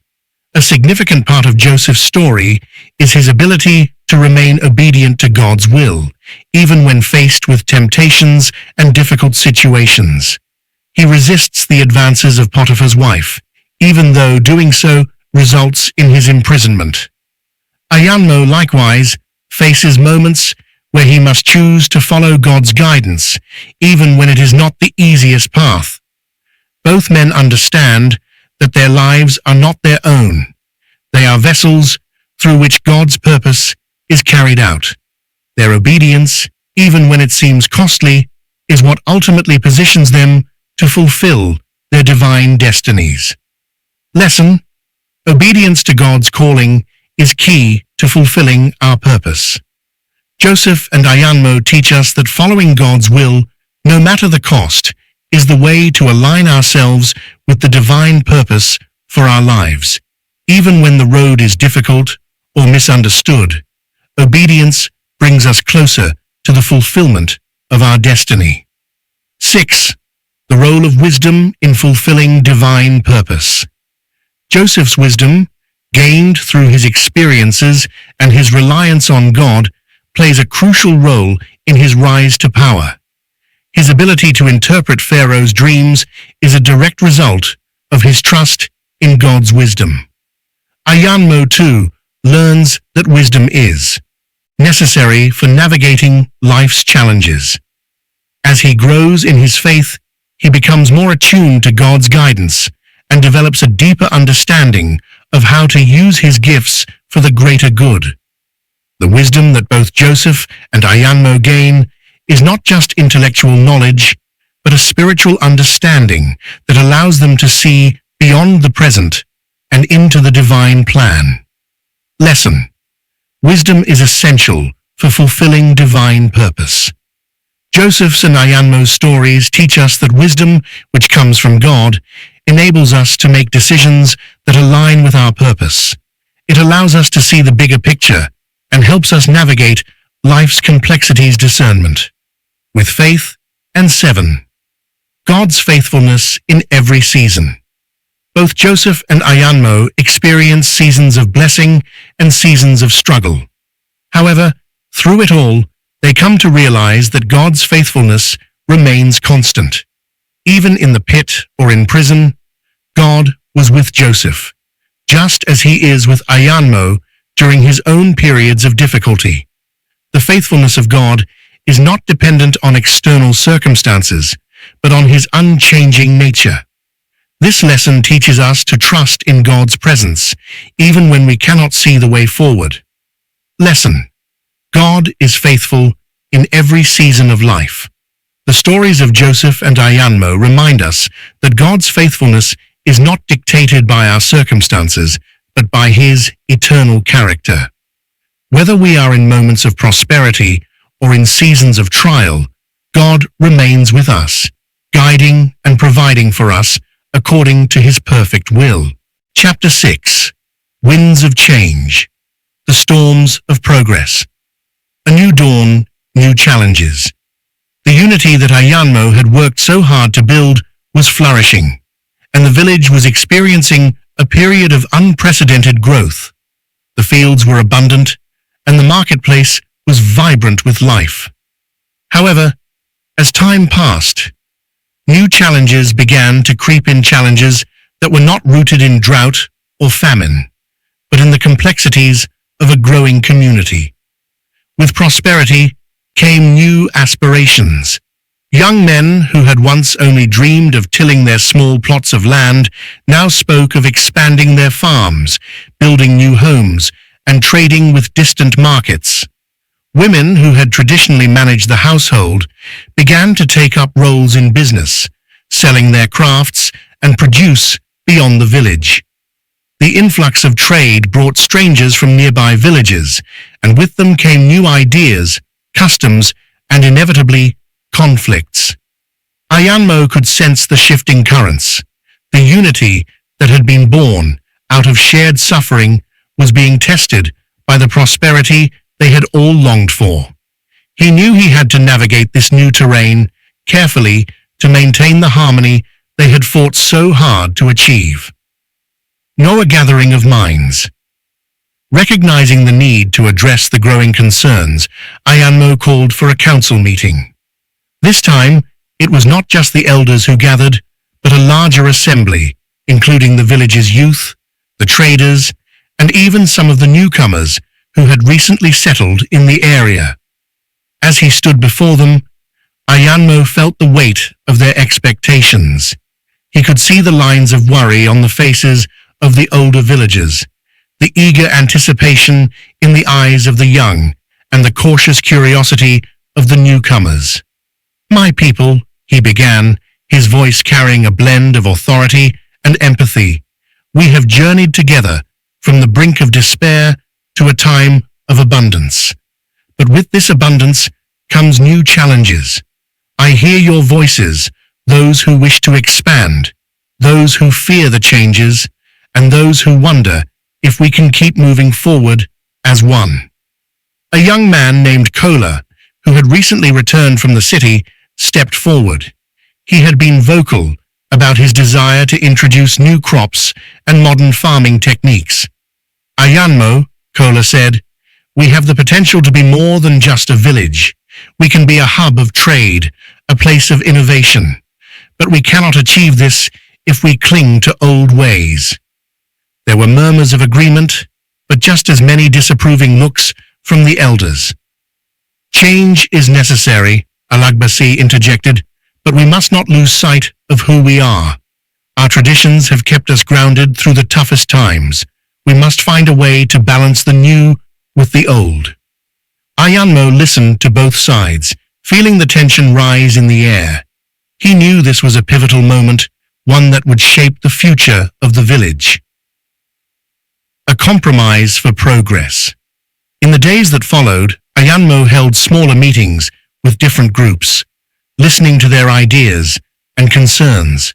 He spoke with the farmers, the traders, and the women who had started their own businesses. He even spent time with the newcomers, learning about the practices and customs from their villages. It became clear that while everyone had their own vision for the future, there was a common desire for growth and improvement. With this understanding, Ayanmo proposed a new plan. They would designate certain areas of the village for experimentation with new crops and techniques, while other parts would continue to follow traditional practices. This way, they could test the viability of new methods without risking the entire harvest. He also suggested forming a council of representatives from different groups' elders, youth, women, and newcomers to discuss and make decisions about major changes together. The proposal was met with a mix of skepticism and relief. It was not a perfect solution, but it was a step towards balancing tradition and innovation. The arrival of unforeseen guests. Just as the village began to adapt to this new phase, they received word of visitors from a distant kingdom. A caravan of traders and officials arrived, carrying goods and seeking to establish trade with Ayanmo's village. They had heard stories of the land's revival and were eager to form alliances. The leader of the caravan, a wealthy merchant named Okoro, was an imposing figure. He was dressed in fine robes, adorned with gold jewelry that gleamed in the sunlight. He approached Ayanmo with a wide smile. "I have heard tales of your wisdom and the miracles you have brought to this land," Okoro said, his voice smooth and practiced. "We wish to trade with your people and bring wealth to this village. But we also have a proposal that could bring even greater prosperity. Ayanmo listened carefully, wary of the merchant's flattery. Okoro proposed building a large marketplace at the edge of the village, a place where traders from all over could come to buy and sell goods. It would attract people from far and wide, he promised, and the village would become a bustling center of commerce. The idea was enticing, but Ayanmo could sense there was more to it. "And what would you ask in return?" Ayanmo inquired. Okoro's smile faltered for a moment before he replied, "A small share of the profits, of course, and perhaps some control over the management of the marketplace. It would be a mutually beneficial arrangement." The council was divided. Some saw it as an incredible opportunity for growth, while others feared it would lead to outsiders taking control of their village's affairs. Ayanmo's crossroads. Late that night, Ayanmo walked alone to the riverbank, seeking the quiet rush of the water to clear his mind. The proposal weighed heavily on him. He knew that accepting it could bring great wealth, but it could also invite influence from outsiders who did not understand the village's history or values. As he stood there, deep in thought, he was joined by Alagbasei. The elder said nothing at first, simply standing beside Ayanmo, letting the silence speak. Finally, he broke the quiet. "When you first returned," Alagbasei said, "we faced a decision about whether to trust you or not. We chose to believe in the man who had learned from his journey, who had returned to guide us. Now we face another decision. We must decide not just with our minds, but with our hearts." Ayanmo nodded, the elder's words resonating with him. He realized that the choice was not just about trade or wealth. It was about the soul of the village, about what kind of future they wanted to build. He knew he could not make this decision alone. The next morning, he called another gathering. "We have an opportunity before us," he told the villagers, "but it comes with risks. This decision is not mine alone to make. It belongs to all of us. Let us vote as one people on the path we will take." Festosen, the decisive vote. The villagers cast their votes, some with hope, others with trepidation. In the end, the decision was close, but the majority chose to proceed cautiously. They agreed to allow the marketplace to be built, but under strict conditions that would keep control in the hands of the village council.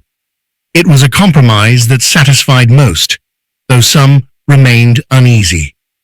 Ayanmo knew this was just the beginning of a new chapter, one that would bring new challenges and tests of their unity. But as he looked at the faces of his people, he felt a deep sense of resolve.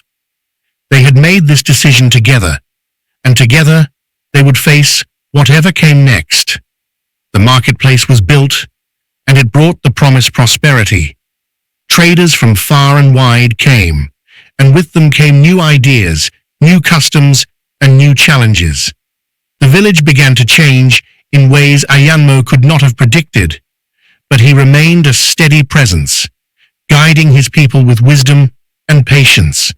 Through it all, he held on to the core of his vision. A village united, a people who could weather any storm, not because they were free of differences, but because they chose to face them together. Synopsis for Winds of Change, the Storms of Progress. Ayanmo's village stands at the brink of transformation, flourishing under the unity and resilience forged through adversity. Yet, prosperity brings its own trials, new aspirations, diverse ideas, and the growing pains of progress challenge the harmony of the once tightly knit community. As dreams of expansion and innovation clash with the need to honor traditions, Ayanmo leads his people through a delicate balancing act. Recognizing the importance of collaboration, he calls for inclusive dialogue, listening to farmers, traders, women entrepreneurs, newcomers. Together, and they even forge compromises that blend tradition with innovation, safeguarding the village's soul while embracing its potential. When an influential merchant offers to build a grand marketplace, the stakes rise. The village faces a pivotal decision that could usher in wealth but risks ceding control to outsiders.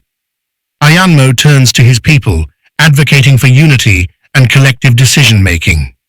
The resulting vote reflects their cautious optimism. They accept the opportunity, but on their terms, ensuring the village retains its identity. The new marketplace brings prosperity, challenges, and change. Through it all, Ayanmo remains a guiding presence, navigating storms of progress with wisdom and resolve. In a rapidly evolving world, the village learns that its strength lies not in avoiding differences, but in facing them.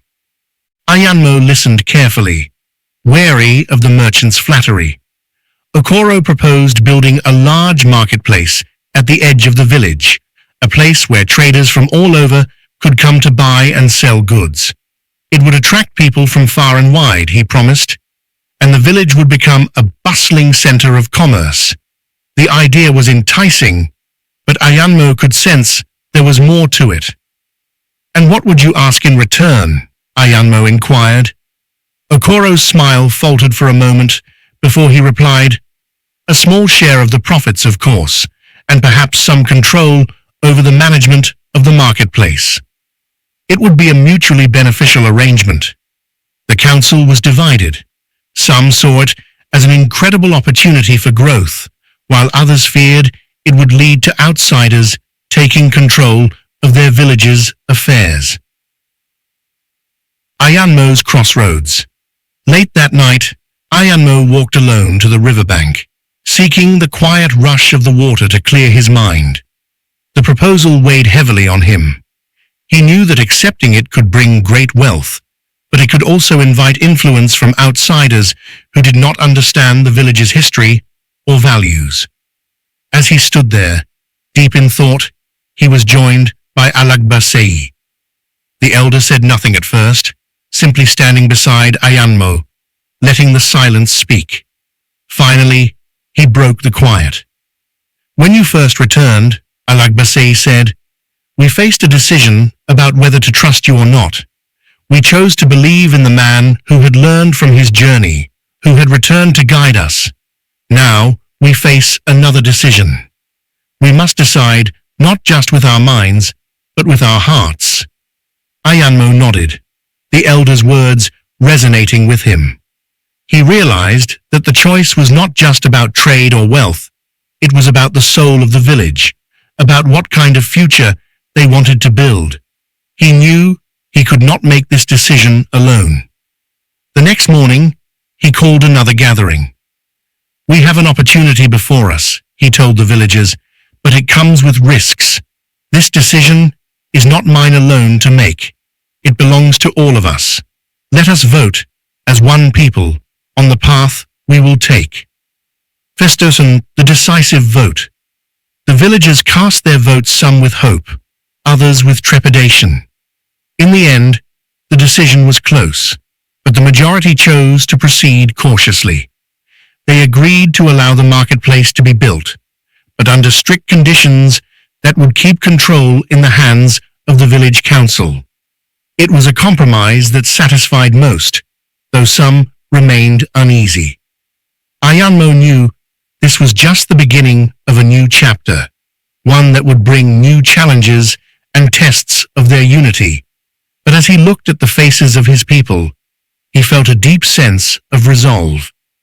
They had made this decision together, and together they would face whatever came next. The marketplace was built, and it brought the promised prosperity. Traders from far and wide came, and with them came new ideas, new customs, and new challenges. The village began to change in ways Ayanmo could not have predicted, but he remained a steady presence, guiding his people with wisdom and patience. Through it all, he held on to the core of his vision. A village united, a people who could weather any storm, not because they were free of differences, but because they chose to face them together. Synopsis for Winds of Change, the Storms of Progress. Ayanmo's village stands at the brink of transformation, flourishing under the unity and resilience forged through adversity. Yet, prosperity brings its own trials, new aspirations, diverse ideas, and the growing pains of progress challenge the harmony of the once tightly knit community. As dreams of expansion and innovation clash with the need to honor traditions, Ayanmo leads his people through a delicate balancing act. Recognizing the importance of collaboration, he calls for inclusive dialogue, listening to farmers, traders, women entrepreneurs, newcomers. Together, and they even forge compromises that blend tradition with innovation, safeguarding the village's soul while embracing its potential. When an influential merchant offers to build a grand marketplace, the stakes rise. The village faces a pivotal decision that could usher in wealth but risks ceding control to outsiders. Ayanmo turns to his people, advocating for unity and collective decision-making. The resulting vote reflects their cautious optimism. They accept the opportunity, but on their terms, ensuring the village retains its identity. The new marketplace brings prosperity, challenges, and change. Through it all, Ayanmo remains a guiding presence, navigating storms of progress with wisdom and resolve. In a rapidly evolving world, the village learns that its strength lies not in avoiding differences, but in facing them. Together, united in purpose and vision. Lesson learned from Chapter 6, The Power of Forgiveness and Reconciliation. The power of forgiveness and reconciliation, the narratives of Joseph and Ayanmo culminate in a profound lesson about the transformative power of forgiveness and the importance of reconciliation. This chapter delves into the themes of healing, personal growth, and the restoration of relationships. Both Joseph and Ayanmo, having faced significant betrayal and harm from people they loved, ultimately discover that forgiveness is not just an act of mercy toward others, but a key to unlocking their own peace and divine purpose. The lesson in this chapter is deeply rooted in Joseph's actions toward his brothers, who had once betrayed him and sold him into slavery, and Ayanmo's journey toward understanding the role of forgiveness in his own life. Through these stories, we learn how forgiveness is integral, not only for healing the past, but also for paving the way for the future. 1. Forgiveness as a path to freedom. Joseph's story is a powerful example of how forgiveness can break the chains of resentment and bitterness. Despite being wronged by his brothers in the most painful way, Joseph chooses to forgive them when they come to him for help during a famine. He does not hold their past actions against them, but instead he sees them through the lens of divine purpose. This act of forgiveness sets both Joseph and his brothers free. Joseph is freed from the weight of his past, and his brothers are freed from the guilt of their actions. Ayanmo's own story mirrors this. He comes to realize that forgiving those who have wronged him is not just a favor to them, but an act that liberates his own heart and allows him to move forward in life. Lesson: forgiveness is a path to emotional and spiritual freedom. When we choose to forgive, we release ourselves from the hold that past wounds have on us. Joseph's and Ayanmo's stories teach us that the act of forgiving brings inner peace and freedom, allowing us to move forward with our purpose. 2. Reconciliation as restoration of relationships. In Joseph's encounter with his brothers, the act of forgiveness leads to a deeper reconciliation that restores the bond between them. Although Joseph's brothers initially fear that he will take revenge on them, Joseph reassures them that he has no intention of holding a grudge. His forgiveness leads to the restoration of their relationship, allowing them to come together as a family again. Similarly, Ayanmo's journey involves reconciling with those who have hurt him. He learns that reconciliation is not about forgetting the past, but about healing and creating a new future together. In both Joseph's and Ayanmo's cases, reconciliation transforms broken relationships into sources of strength and unity. Lesson: true reconciliation restores broken relationships. It does not erase the past, but creates space for healing and mutual growth. Forgiveness is the first step, but reconciliation is the process that mends the heart and soul of those involved. 3. Divine purpose and the role of forgiveness. Joseph's forgiveness of his brothers is not merely a personal decision. It is an act that aligns with God's greater purpose. He acknowledges that what his brothers intended for harm, God intended for good. Joseph sees his suffering as part of a divine plan that ultimately leads to saving lives, including those of his brothers and his father. Similarly, Ayanmo learns that forgiving those who have wronged him is essential for the fulfillment of his own purpose. Holding on to anger and bitterness would only hinder his ability to fully embrace the divine mission ahead of him. Just as Joseph's forgiveness allowed God's purpose to unfold in his life, Ayanmo's forgiveness sets the stage for him to fulfill his calling. Lesson: forgiveness aligns us with divine purpose. Joseph and Ayanmo teach us that by forgiving others, we clear the path for God's will to be accomplished in our lives.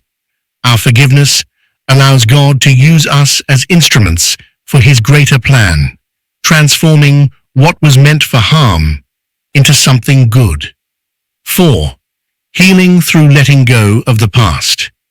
Joseph's decision to forgive his brothers comes after years of hardship, during which he has undoubtedly experienced pain and betrayal. However, he chooses not to hold on to the past, but to let it go in order to heal and move forward. This moment is a turning point for him, as he stops allowing his past to define his present. Ayanmo's journey similarly teaches him that holding on to past hurts can prevent growth and healing. As he forgives those who have wronged him, he is able to release the weight of his past and embrace the future with hope and purpose. Lesson: healing begins when we let go of the past. Both Joseph and Ayanmo demonstrate that the path to emotional and spiritual healing requires us to forgive and release the pain that has been caused by others. By doing so, we open ourselves to new possibilities and growth. 5. Forgiveness and the power of compassion. Joseph's forgiveness is rooted in compassion, a key element that allows him to see his brothers not as enemies, but as people in need of grace. He understands their fears and shortcomings, and his compassion leads him to offer them the help they need. Ayanmo, too, learns that forgiveness is not just an act of will, but an act of love and compassion. When he forgives those who have hurt him, he is able to empathize with their struggles and shortcomings, seeing them not as enemies, but as fellow human beings. This compassion allows him to let go of his bitterness and embrace the healing power of forgiveness. Lesson: compassion is at the heart of forgiveness. Both Joseph and Ayanmo teach us that forgiveness requires us to approach others with understanding and empathy.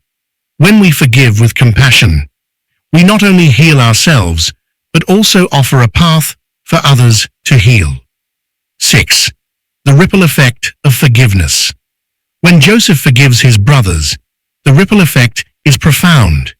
His act of mercy leads to the preservation of his family, the restoration of peace, and the fulfillment of God's plan for his life. Similarly, Ayanmo's forgiveness has a ripple effect in his own life and community. By choosing to forgive, he creates an environment of peace, trust, and understanding. his relationships are restored, and he is able to contribute to his community in a more meaningful way. In both cases, forgiveness acts as a catalyst for transformation, not just for the individual, but community. For the entire lesson, forgiveness has a ripple effect. It does not only impact the person who is forgiven, but also creates a broader atmosphere of healing, peace, and restoration. Joseph's and Ayanmo's stories teach us that the power of forgiveness can transform families, communities, and even entire nations. Chapter 7. Fractured Trust, Shadows of Betrayal, The Growing Divide. With the new marketplace flourishing, Ayanmo's village experienced rapid economic growth. Merchants from distant lands set up stalls, selling exotic goods that fascinated the villagers. The once quiet and close-knit community had become a bustling hub of activity. While the prosperity was undeniable, cracks in the unity began to appear. The influx of wealth introduced new social dynamics. A few villagers, driven by their newfound riches, began to seek more influence and control. They formed alliances with external traders, seeking to expand their businesses and build personal empires within the marketplace. This growing divide between the wealthy and the traditionalists sparked tension. The harmony that Ayanmo had fought so hard to maintain was once again under threat. Rumors began to spread of backdoor deals, where a handful of villagers, led by Kola, sought to make secret arrangements with Okoro, the wealthy merchant. They discussed privatizing parts of the marketplace, allowing outsiders to buy land in the village, a move that could shift control away from the council and into the hands of a few powerful individuals. A secret plot unveiled. One evening, as Ayanmo walked through the marketplace, he noticed a small group huddled together at the edge of the trading area. The voices were hushed, but the tone was serious. He recognized Kola's voice, filled with urgency and excitement, as he discussed something with Okoro and two other traders. Ayanmo decided to stay hidden, listening carefully. "We could make this place the trading capital of the region," Kola said eagerly. "But the old ways and the council's rules are holding us back. If we allow Okoro and his people to buy land, we can bring in more investments and grow beyond this small village mentality." Okoro's smile gleamed in the dim light. "It would be a wise decision. With my connections, we could bring in more wealth than you could ever imagine. But you need to convince Ayanmo and the council, or find a way around them." Ayanmo felt a cold wave wash over him. The betrayal from Kola, someone he had guided and supported, stung deeply. He quietly retreated, his mind racing with thoughts of how to address this threat without tearing the village apart. A confrontation of truths. The following day, Ayanmo called a meeting with the council. The air was tense as he spoke, revealing the secret discussions he had overheard. Kola, who was present, immediately stood up to defend himself. "You've misunderstood, Ayanmo," Kola protested. "I only want what's best for the village. We've grown beyond our traditions. We need to embrace change if we want to survive in this new era." Ayanmo's face was stern, but calm. "Kola, the issue is not about embracing change. It's about who we are letting control our future. You speak of growth, but at what cost? Are we willing to sell our heritage and unity for a few coins? Are we willing to let outsiders dictate our way of life?" The council members murmured among themselves, the divide evident. Some, swayed by Kola's vision of wealth, hesitated. Others, loyal to Ayanmo and wary of the influence of outsiders, remained steadfast. Alagbasei, who had been quietly observing, finally spoke. His voice was filled with the wisdom of years. "We are standing at a crossroads," he said. "On one path is the promise of wealth and rapid change. On the other is the slower, steadier road of preserving our traditions and unity. Ayanmo has led us through dark times before, and I believe he still sees a path forward. We must trust in his judgment. Kola's face hardened. If we continue on this old path, we will be left behind. Other villages are growing, becoming cities. We will be nothing but a forgotten place if we do not adapt.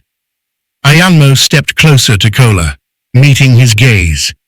Change is inevitable, but it must come from within, guided by the needs and values of our people, not dictated by the greed of those who see us as mere pawns in their game.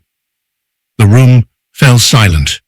Kola's face twisted with frustration, and without another word, he stormed out, leaving the council in uneasy silence. Vefanzul, an unholy alliance days turned into weeks, and the tension in the village only grew. Kola, now openly defiant, formed a faction of villagers who shared his vision.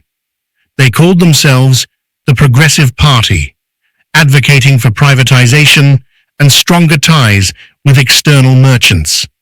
They held secret meetings and made promises of wealth and advancement to those who joined their cause.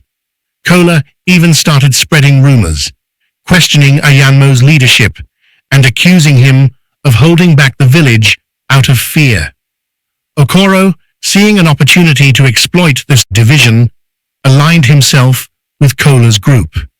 He began funding their activities, providing resources and gifts to sway more villagers to their side. The unity that had once defined the village was crumbling, replaced by suspicion and rivalry.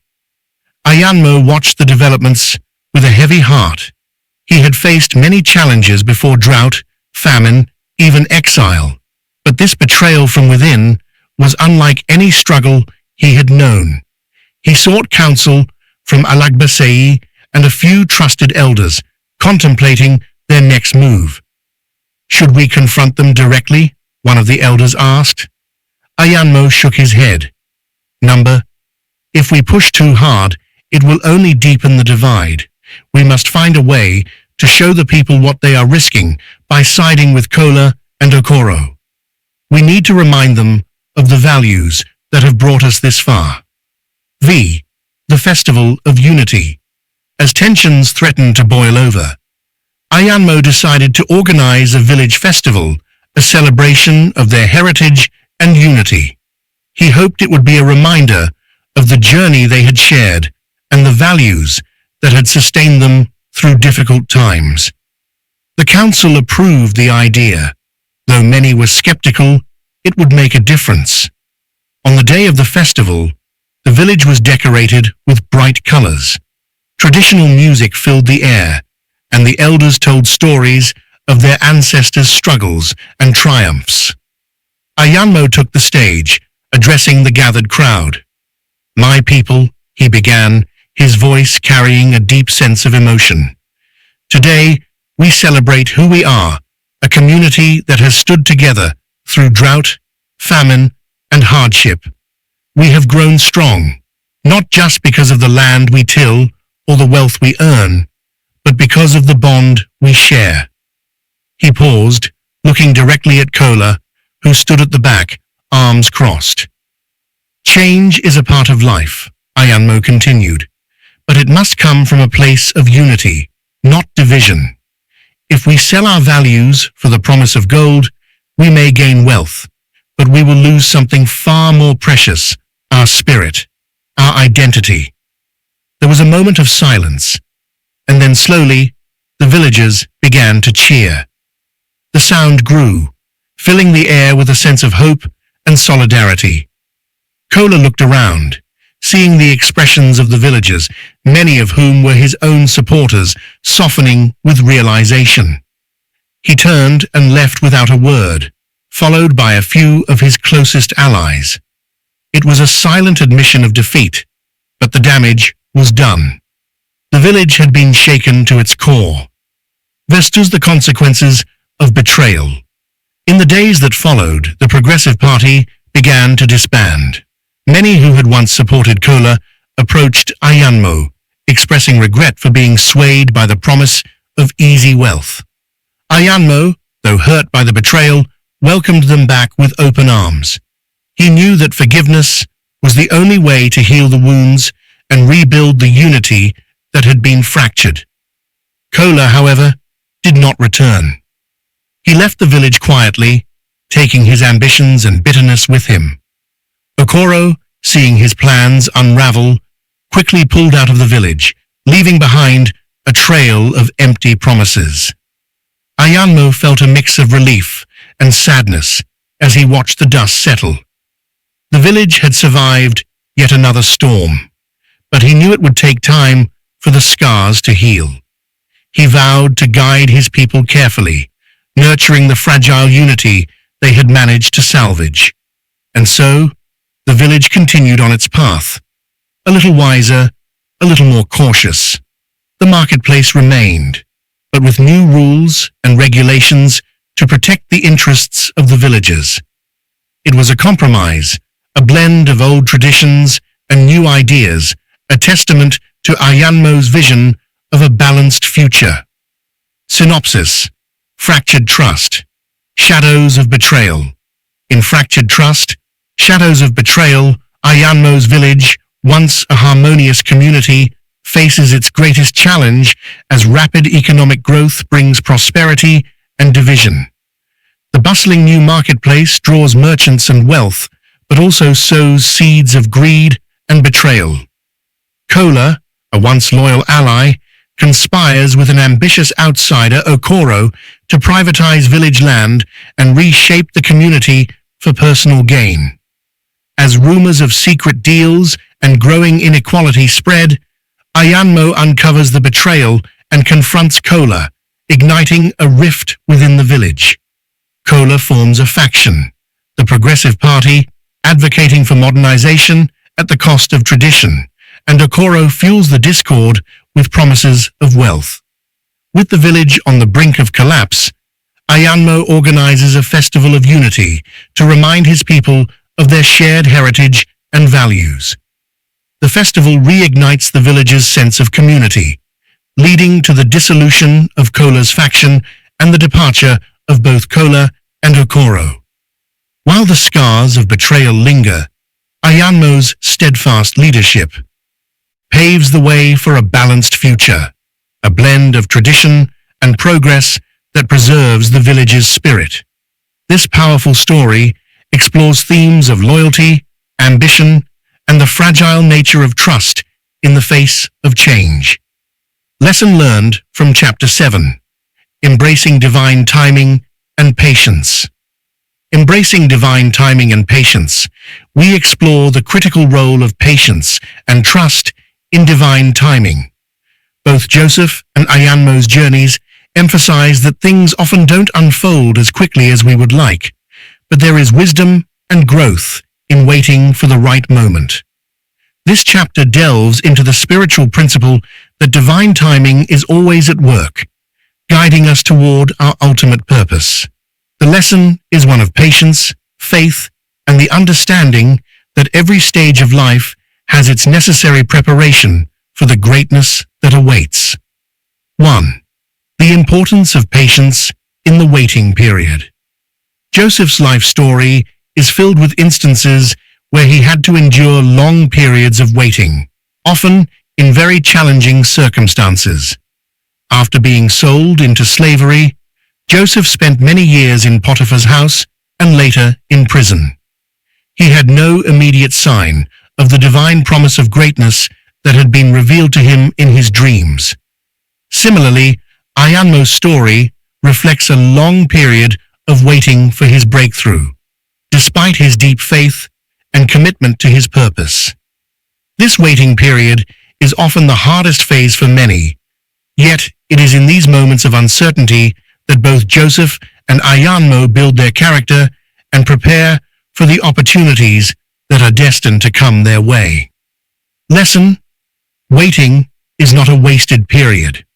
Both Joseph and Ayanmo teach us that the time spent in apparent silence or hardship is often a season of preparation. It's in these moments that our patience is tested and our faith is strengthened, readying us for the eventual breakthrough.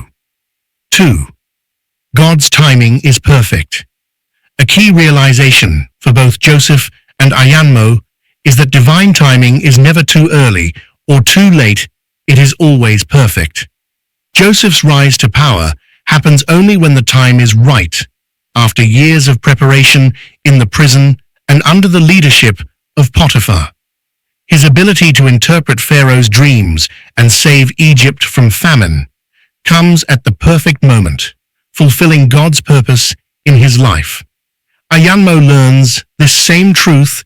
His journey of struggle and waiting culminates when the right opportunity and the right people align. His success comes when he is spiritually and emotionally prepared for the responsibility it entails. Lesson: trust in God's perfect timing. Both Joseph and Ayanmo's stories reveal that God's timing is always at work, even when we cannot see the full picture. Patience is the key to unlocking the divine opportunities that are meant for us. 3. Trusting in the process of preparation. Joseph's time in prison, though seemingly a setback, was actually part of his divine preparation. It was in prison that Joseph's character was further developed, and his leadership abilities were sharpened. Ayanmo's own journey also includes phases of preparation that seem difficult and unfulfilling at the time. However, as he matures and grows in his faith, he realizes that the skills and experiences gained during his waiting period are invaluable and will play a crucial role in his success. Whether it's the lessons learned from a difficult job, the time spent studying, or the moments of quiet reflection, all these experiences contribute to the person Joseph and Ayanmo are becoming. Lesson: every experience, even the ones that feel like setbacks, is part of the preparation for our destiny. Joseph's and Ayanmo's journeys teach us that God uses every stage of life to shape us into the individuals we need to be in order to fulfill our calling. The role of faith in navigating waiting periods. Joseph and Ayanmo both face overwhelming challenges during their waiting periods. Joseph remains faithful to God despite the hardships he faces. Even in prison, he continues to serve with excellence and maintains his integrity. Ayanmo also has to lean on his faith during the years of uncertainty. Both men come to understand that faith is not just a passive belief, but an active trust in God's plan. Their faith gives them the strength to keep moving forward, even when they cannot see the end goal. Faith sustains them through their waiting, and it is this unwavering trust that ultimately leads them to their divine purpose. Lesson: faith is essential during the waiting period. Joseph and Ayanmo show us that when we trust in God, even in the most challenging and uncertain times, we are being prepared for what's to come. Faith keeps us moving forward when the path is unclear. 5. The rewards of patience and trust. Both Joseph and Ayanmo's stories demonstrate that the rewards for patience and trusting in divine timing are immense. Joseph's reward is not only his rise to power in Egypt, but also the opportunity to fulfill his life's mission, saving his family, his nation, and others from famine. Ayanmo's reward is the realization of his dreams, but more importantly, the deep sense of fulfillment and peace that comes from knowing that he has waited for the right moment. Their stories remind us that patience is not about enduring without purpose, but about waiting with the understanding that our time will come at the right moment. Lesson: the reward for patience and trust is not just the fulfillment of our desires, but the peace that comes with knowing we are aligned with God's will. Joseph and Ayanmo's rewards show us that God honors those who trust in his timing. 6. The transformation that occurs in the waiting period. A powerful lesson from both Joseph and Ayanmo is that the waiting period is not just about time, it is about transformation. Joseph is not the same person when he stands before Pharaoh as he was when he was sold into slavery. Through his trials, Joseph's faith is deepened, his character is refined, and his wisdom grows. Similarly, Ayanmo's character is honed during his waiting period, and he emerges as a more compassionate, focused, and spiritually attuned individual.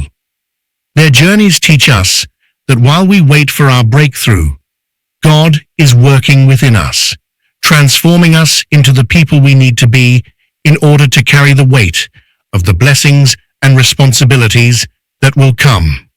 Lesson: waiting is a time of transformation. Both Joseph and Ayanmo show us that God uses the waiting period to shape us, to refine our character, and to prepare us for the greatness that is to come. Patience in the waiting period leads to transformation that will enable us to fulfill our divine purpose. Chapter 8: Redemption and Renewal. The Return of the Past. A familiar stranger returns. Life slowly returned to normal after the festival, but Ayanmo could sense an underlying tension. Though the Progressive Party had disbanded and Kola had left the village, a lingering doubt remained among some villagers. Many were still grappling with the changes brought by the new marketplace and the implications of Kola's betrayal. It was a time of healing and reflection for the community, but the shadows of the past were never far behind. One day, while Ayanmo was overseeing a new communal farming project, a young boy from the outskirts of the village came running up to him. He was breathless and visibly shaken. "There's a man at the edge of the forest," the boy panted. "He says he needs to speak with you urgently. He claims to be someone you know from a long time ago." Curious and cautious, Ayanmo followed the boy to the edge of the forest, where he found a familiar figure leaning against a tree. The man's face was gaunt, his clothes tattered, and his eyes sunken with exhaustion. It was Kola. "Kola," Ayanmo said, a mix of emotions swirling inside him. "What are you doing here?" Kola looked up, his expression one of defeat. "I have nowhere else to go, Ayanmo," he confessed. "I thought I could build something new outside of this village, but I was wrong. The merchants I trusted turned their backs on me. I've lost everything. I came back because this is the only home I've ever known." Ayanmo's eyes softened.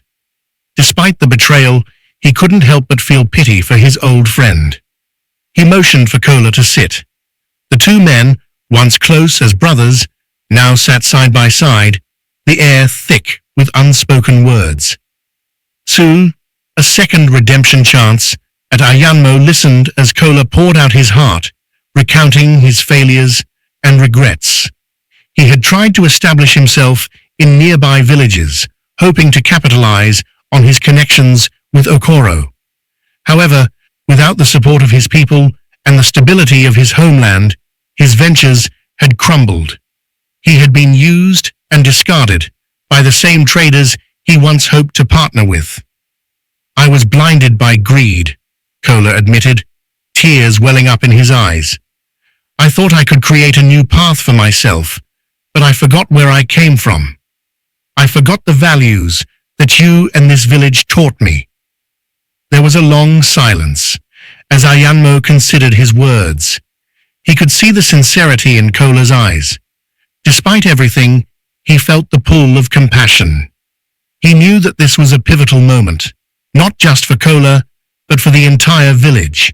How he chose to handle this would set a precedent for future conflicts. "Kola," Ayanmo finally said, his voice calm but firm, "you made a grave mistake. You hurt this village deeply. But we are a people who believe in forgiveness and redemption. If you truly want to make amends, you must show it through your actions, not just your words." Kola nodded vigorously. I will do anything, Ayanmo. I want to make things right. Ayanmo stood and extended a hand to Kola, helping him up. Then come back, he said. But know this. You must earn back the trust you have lost. It won't be easy, but if you are sincere, the people will see it in time. Be restoring broken trust. Kola's return was met with mixed reactions. Some villagers were wary, their wounds from his betrayal still fresh. Others, more compassionate, were willing to give him a chance. Ayanmo assigned Kola to work on the communal farming project, a task that required humility and dedication. It was a test of his resolve, a chance for him to prove that he was sincere in his desire to make amends. Days turned into weeks, and Kola worked tirelessly alongside the other villagers. He took on the hardest tasks without complaint, often staying late to ensure that the work was completed. He was quiet, keeping his head down and speaking only when spoken to. Gradually, the villagers began to see a change in him.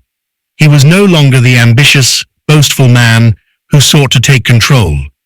Instead, he was humble, grateful, and eager to help. Ayanmo watched from a distance, pleased to see the transformation in his old friend. He knew that true change would take time, but he was hopeful. The village had started to heal, and with Kola's genuine efforts to rebuild his reputation, there was a chance for a new beginning. If a vision for a renewed community. One evening, as the sun dipped below the horizon, casting a golden glow over the fields, Kola approached Ayanmo. There was a new light in his eyes, a spark of the old determination, but this time tempered with wisdom. Ayanmo, Kola began hesitantly, I've been thinking a lot about what happened and how I went astray. I realize now that I was chasing the wrong kind of growth. I wanted wealth and power, but I forgot about the people who make this village what it is. I want to help make things right, to use what I've learned to build something good for our community. Ayanmo listened carefully. And what is it you propose, Kola? I want to help create a new initiative, Kola said, his voice filled with conviction. A program to train our youth in business skills and trading, but with a focus on ethics and community. We can teach them the importance of maintaining our values while also learning how to navigate the changing world outside. This way, we prepare them for the future without losing who we are. Ayanmo was silent for a moment, then he smiled. That is a good idea, Kola. It shows you have learned from your mistakes. If we do this together, we can ensure that the next generation is better equipped to handle the challenges ahead. A festival of forgiveness. To mark this new chapter, Ayanmo proposed a special event, a festival of forgiveness. It would be a time for the village to come together, celebrate their unity, and formally welcome Kola back into the fold. It would also serve as an opportunity to introduce the new youth initiative, setting the stage for the next generation to learn and grow with the guidance of their elders. The festival was a grand success. The villagers, initially hesitant, were moved by the sincerity of Kola's apologies and the efforts he had made to earn back their trust. As they danced and sang under the starlit sky, the last remnants of bitterness and division seemed to melt away. Ayanmo watched the festivities from a distance, feeling a deep sense of contentment. He knew that the road ahead would still have its challenges, but for the first time in a long while, he felt a renewed sense of hope. He had seen his village through many trials, but this journey of reconciliation and forgiveness had been one of the hardest. Yet, it had also been one of the most rewarding. As the night wore on and the music filled the air, Ayanmo looked over at Kola, who was laughing with the children, teaching them a traditional dance. It was a moment of pure joy, a glimpse of the unity they had worked so hard to rebuild.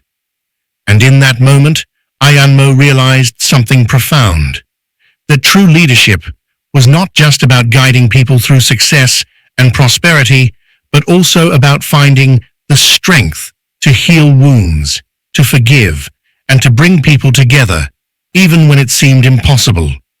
Synopsis: Redemption and Renewal. The Return of the Past. This story delves into themes of forgiveness, reconciliation, and personal transformation, weaving the parallel journeys of Ayanmo and Kola. Following the turmoil caused by betrayal, Ayanmo's village begins a fragile recovery, only to face the unexpected return of Kola, the man whose actions once threatened their unity. Kola, broken and remorseful, seeks refuge and a second chance. Guided by compassion, Ayanmo gives him an opportunity to atone, challenging Kola to rebuild the trust he had shattered. Through tireless effort and humility, Kola gradually redeems himself, fostering a renewed sense of hope within the community. A turning point emerges when Kola proposes a visionary initiative to teach the village youth ethical business practices, blending progress with cultural values. His transformation culminates in a festival of forgiveness, a moment of healing and celebration that solidifies the village's unity. Interwoven with this narrative are profound reflections on the power of forgiveness, inspired by the biblical story of Joseph. The chapter draws lessons on the healing and freedom forgiveness brings, the role of divine providence in life's challenges, and the restorative potential of reconciliation. Ultimately, this tale underscores that true leadership and redemption arise not only from overcoming hardships, but also from the courage to forgive, heal, and rebuild together. Lesson learned from Chapter 8. The Power of Forgiveness and Reconciliation. The power of forgiveness and reconciliation. We delve deeply into one of the most profound and transformative aspects of both Joseph's and Ayanmo's journeys, forgiveness and reconciliation. This chapter explores how Joseph, despite the betrayal and suffering inflicted upon him by his brothers, chooses to forgive and ultimately reconciles with them, fulfilling his divine purpose. Ayanmo, in his journey, also experiences betrayal and hardship, but learns to embrace forgiveness as a vital step toward his spiritual and emotional growth. This chapter teaches us that forgiveness is not just a moral imperative, it is a powerful tool for reconciliation, personal liberation, and the healing power of forgiveness. Forgiveness is one of the central themes in the story of Joseph. After his brothers betrayed him and sold him into slavery, Joseph could have harbored anger and resentment for the rest of his life. However, when the opportunity for reconciliation arises, Joseph's response is one of grace and forgiveness. He chooses to see beyond the offense and recognizes that his suffering served a higher purpose in God's plan. Similarly, Ayanmo experiences betrayal from close associates, yet through a deep process of self-reflection, he comes to understand that forgiveness is a necessary step for his peace and progress. By forgiving those who wronged him, Ayanmo is freed from the emotional burden of resentment, allowing him to fully embrace his destiny. Lesson: Forgiveness is a powerful tool for healing. Both Joseph and Ayanmo teach us that forgiveness is not for the benefit of the offender, but for the one who forgives. It releases us from the chains of bitterness, enabling us to grow and move forward with peace and purpose. 2. Recognizing the role of divine providence in forgiveness. Joseph's ability to forgive his brothers stems from his deep understanding of God's providence in his life. He recognizes that what his brothers meant for evil, God used for good. Joseph's perspective shifts from seeing his brothers as enemies to recognizing them as instruments in God's divine plan. Ayanmo, too, comes to understand that the challenges he faced, including the betrayal and hardships, were all part of a larger divine plan that ultimately led him to greater purpose.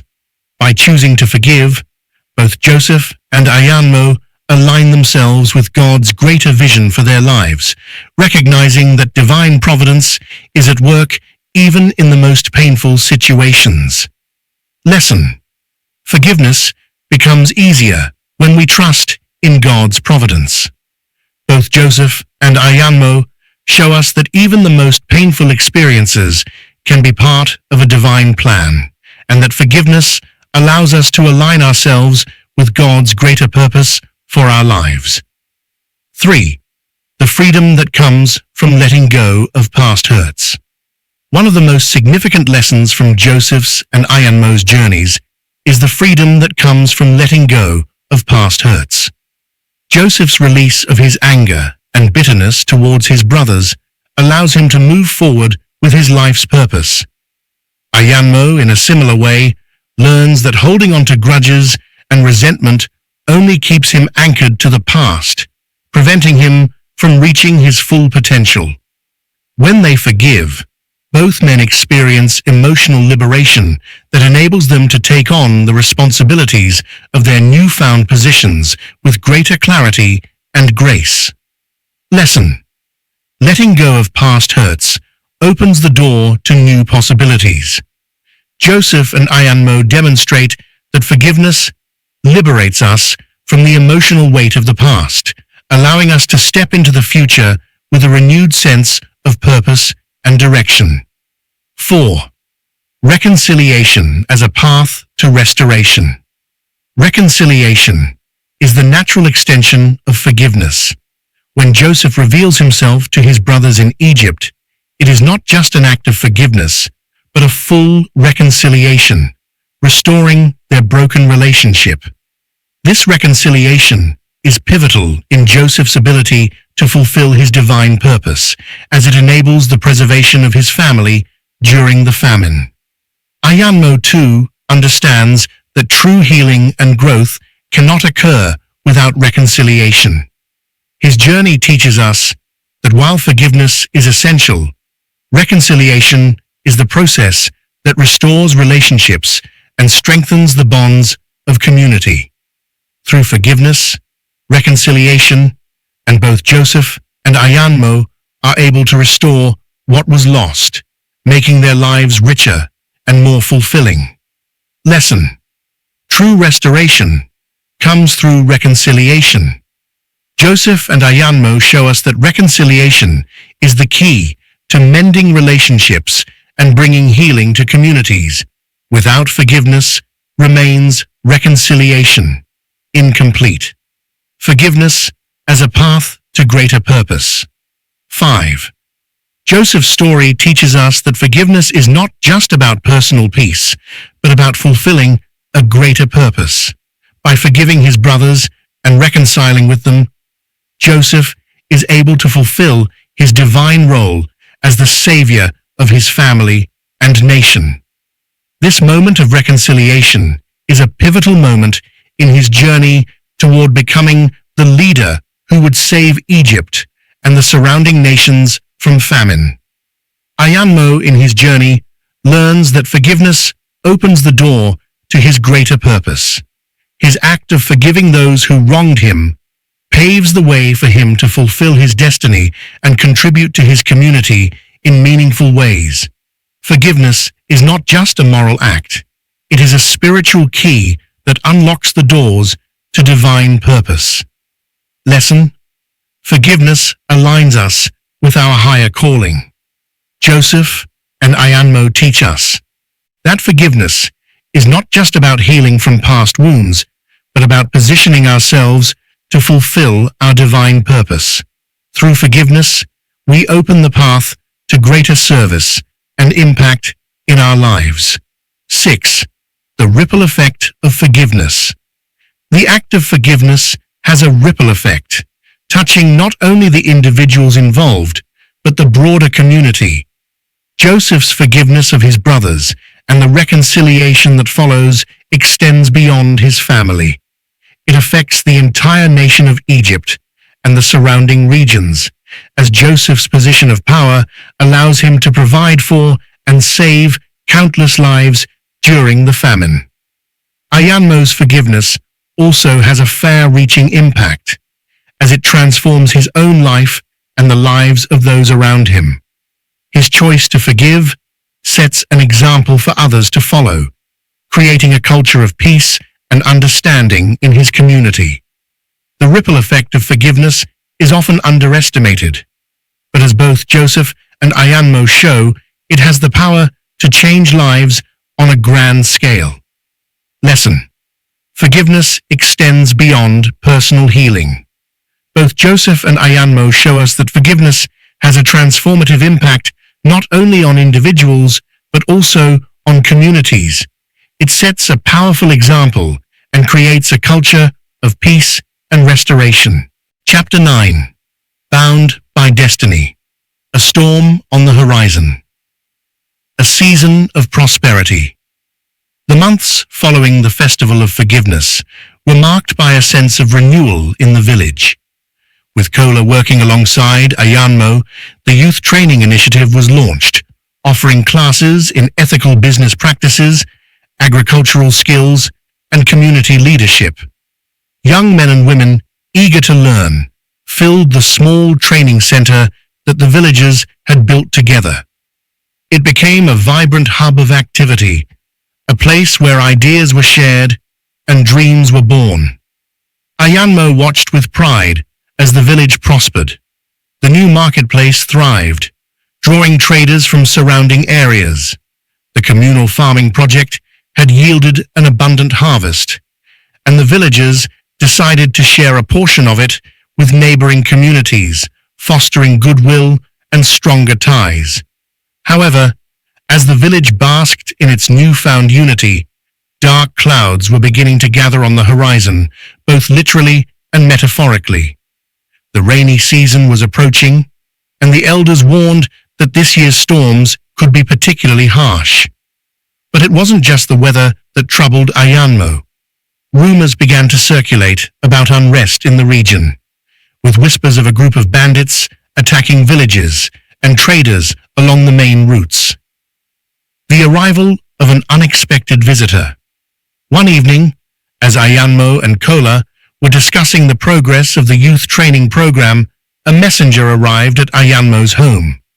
He was a tall, lean man with a hardened face, his clothes dusty from travel.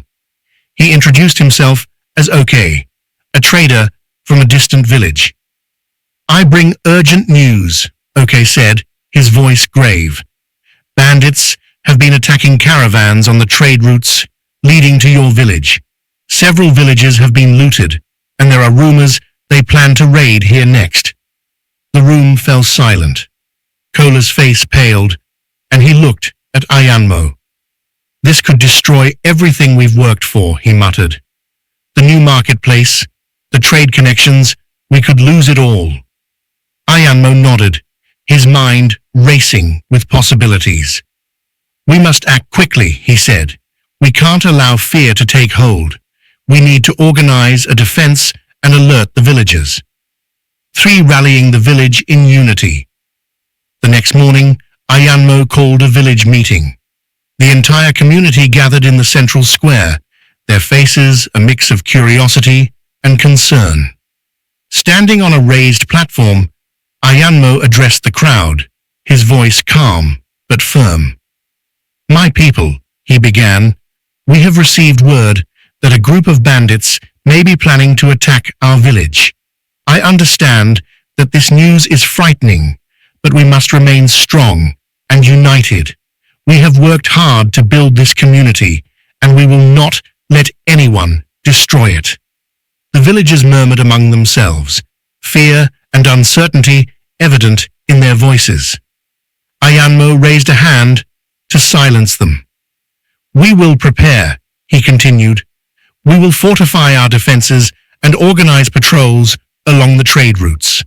We have faced challenges before, and we have overcome them together. This will be no different. Kola stepped forward, addressing the crowd. I know I have wronged many of you in the past, he said, his voice filled with emotion. But today, I stand with you to protect our home. I will do everything in my power to help defend this village. There was a moment of silence, then a cheer rose up from the crowd. It was a sign of acceptance, a sign that Kola was truly part of the community once again. The villagers began to organize themselves, forming groups to patrol the outskirts, gather supplies, and prepare for the worst. The first encounter with adversity. The following week was filled with preparations. The men of the village sharpened their tools and weapons, reinforcing the marketplace and storage areas. Women and children worked to gather food and water, setting up makeshift shelters in case they needed to evacuate. One night, as Ayanmo and a group of volunteers were on patrol, they spotted movement in the distance. A band of shadowy figures emerged from the forest, slowly advancing towards the village. The bandits had arrived. Ayanmo signaled to the others, and they quickly took their positions. As the bandits drew closer, Ayanmo stepped forward, raising his hand in a gesture of peace. What do you want here? He called out. A man stepped forward from the group, his face covered by a scarf. His eyes were cold and calculating. We want what you have, he said simply. Give us your goods, and no one gets hurt. Ayanmo squared his shoulders. We will not give in to threats, he said firmly. This is our home, and we will defend it. The bandit leader sneered. So be it, he growled. He motioned to his men, and they surged forward. A fierce battle ensued. The villagers, though not trained warriors, fought bravely, using the tools and weapons they had prepared. Ayanmo led the charge, his presence a beacon of hope and courage for the others. Kola fought alongside him, his face set with determination. The bandits, taken aback by the villagers' resolve, found themselves struggling to gain ground. In the midst of the chaos, Ayanmo spotted a young boy hiding behind a cart. Terrified, he rushed over, pulling the boy to safety just as a bandit lunged at him. Ayanmo dodged the attack, swinging a wooden staff and knocking the bandit to the ground.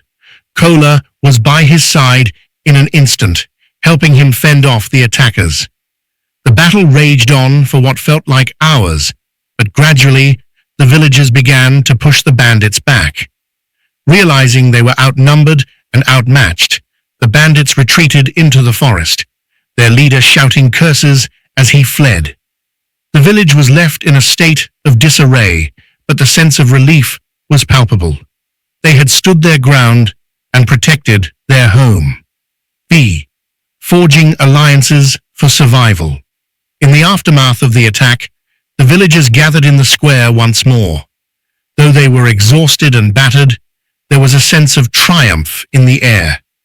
Ayanmo addressed the crowd, his voice filled with pride. Today, we showed what we are capable of when we stand together, he said. We have defended our home, but we cannot become complacent. We must strengthen our defenses and remain vigilant. I will reach out to the neighboring villages and propose an alliance.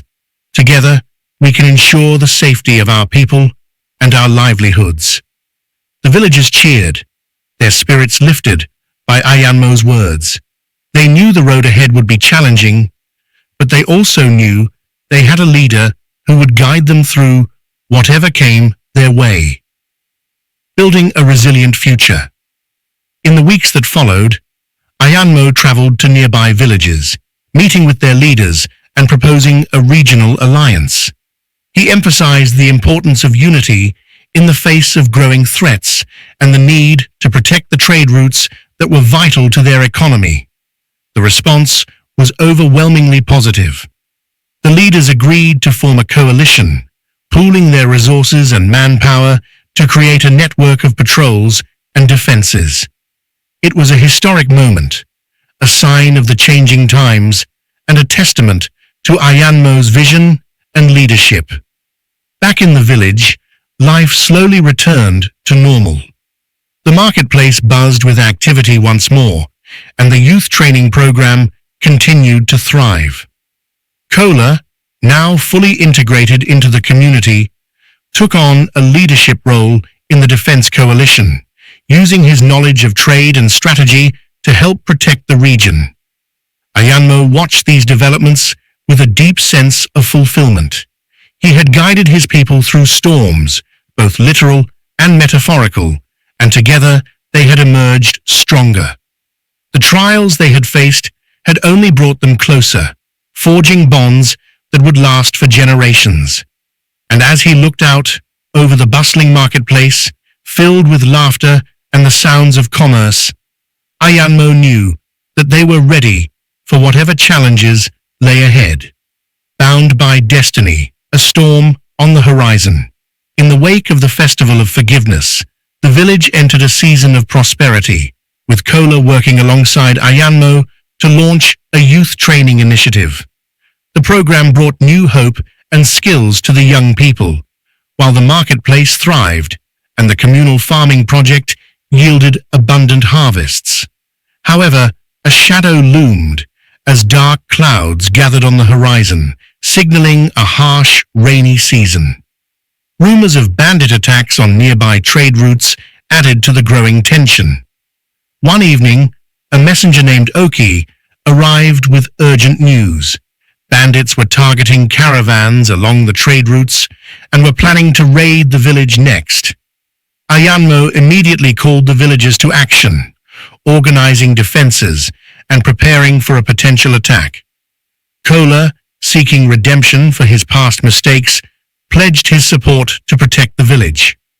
The first confrontation came when a group of bandits attacked. Despite being untrained, the villagers fought bravely, pushing the bandits back with Ayanmo and Kola leading the charge. The village was left battered but victorious, and Ayanmo's call for unity and vigilance resonated deeply with the villagers. In the aftermath, Ayanmo proposed a regional alliance with neighboring villages to secure the trade routes and strengthen defenses. The alliance was formed, marking a historic turning point for the region. Back in the village, life returned to normal, and Kola took on a leadership role in the defense coalition. As the marketplace buzzed with renewed energy, Ayanmo reflected on the strength of his people and the bonds forged through their trials. Together, they were ready to face whatever challenges lay ahead. Lesson learned from Chapter 9: Embracing Divine Timing and Patience. Embracing divine timing and patience explores the crucial aspect of waiting and trusting in God's perfect timing, a theme that is evident in both Joseph's and Ayanmo's journeys. In the life of Joseph, there are multiple instances where his journey is delayed by circumstances beyond his control first, being sold into slavery, then being thrown into prison, and later waiting for the Pharaoh to remember him. Through all of this, Joseph's patience and trust in God's plan were key to his eventual rise to power. Similarly, Ayanmo's journey also teaches us the value of trusting the timing of life's events. This chapter is a powerful reflection on how patience, faith, and the understanding that all things happen in God's timing can shape our character and ultimately lead to success and fulfillment. 1. The lesson of patience in the waiting period. Joseph's journey is one that teaches the value of patience in the midst of delays and struggles. For many years, Joseph waits in slavery and prison, seemingly abandoned, yet through it all, his trust in God never wavers. In Genesis 41:1, we see that Joseph waits 2 full years after interpreting the cupbearer's dream before Pharaoh finally remembers him. His patience during this period is a lesson in enduring hardship with hope and belief that God's plan will unfold in His perfect time. Similarly, Ayanmo faces his own periods of waiting, whether in his career, relationships, or spiritual journey. Through patience, he learns that while the waiting period may be long and difficult, it is in this space where character is built and faith is refined. Both Joseph and Ayanmo show us that patience is not about idleness, but about actively trusting and preparing for the opportunity that will come. Lesson: in times of waiting, we are being prepared for greater things. Patience teaches us that even though things may seem delayed or uncertain, they are unfolding according to God's perfect plan. 2. God's perfect timing versus our own. Joseph's story illustrates the idea that God's timing is often different from our own. When Joseph is thrown into prison after being falsely accused, he could have easily lost faith. Yet God used that time to shape Joseph into the person he would need to be for the high office he would later hold. Joseph's promotion came at the perfect moment, after the fullness of time. Likewise, Ayanmo's life reflects a similar journey. In moments when he felt like giving up, he came to understand that the delays were actually God's way of preparing him for his ultimate purpose. Ayanmo learns that God's timing is not bound by human expectations, and that every delay has a divine purpose. This understanding of timing becomes a core principle in both of their lives, guiding them as they learn to trust in the greater plan unfolding around them. Lesson: God's timing is always perfect, even when it does not align with our expectations. Trusting in His timing requires surrender and faith that He knows what is best for us, even when it's hard to see the full picture. 3. The refining process of patience. Patience is more than just waiting. It is a time of refinement and growth. During Joseph's time in prison, his character was molded and refined, preparing him for the leadership he would later assume. The Bible tells us that the Lord was with Joseph in all his trials, and this assurance was key to his patience.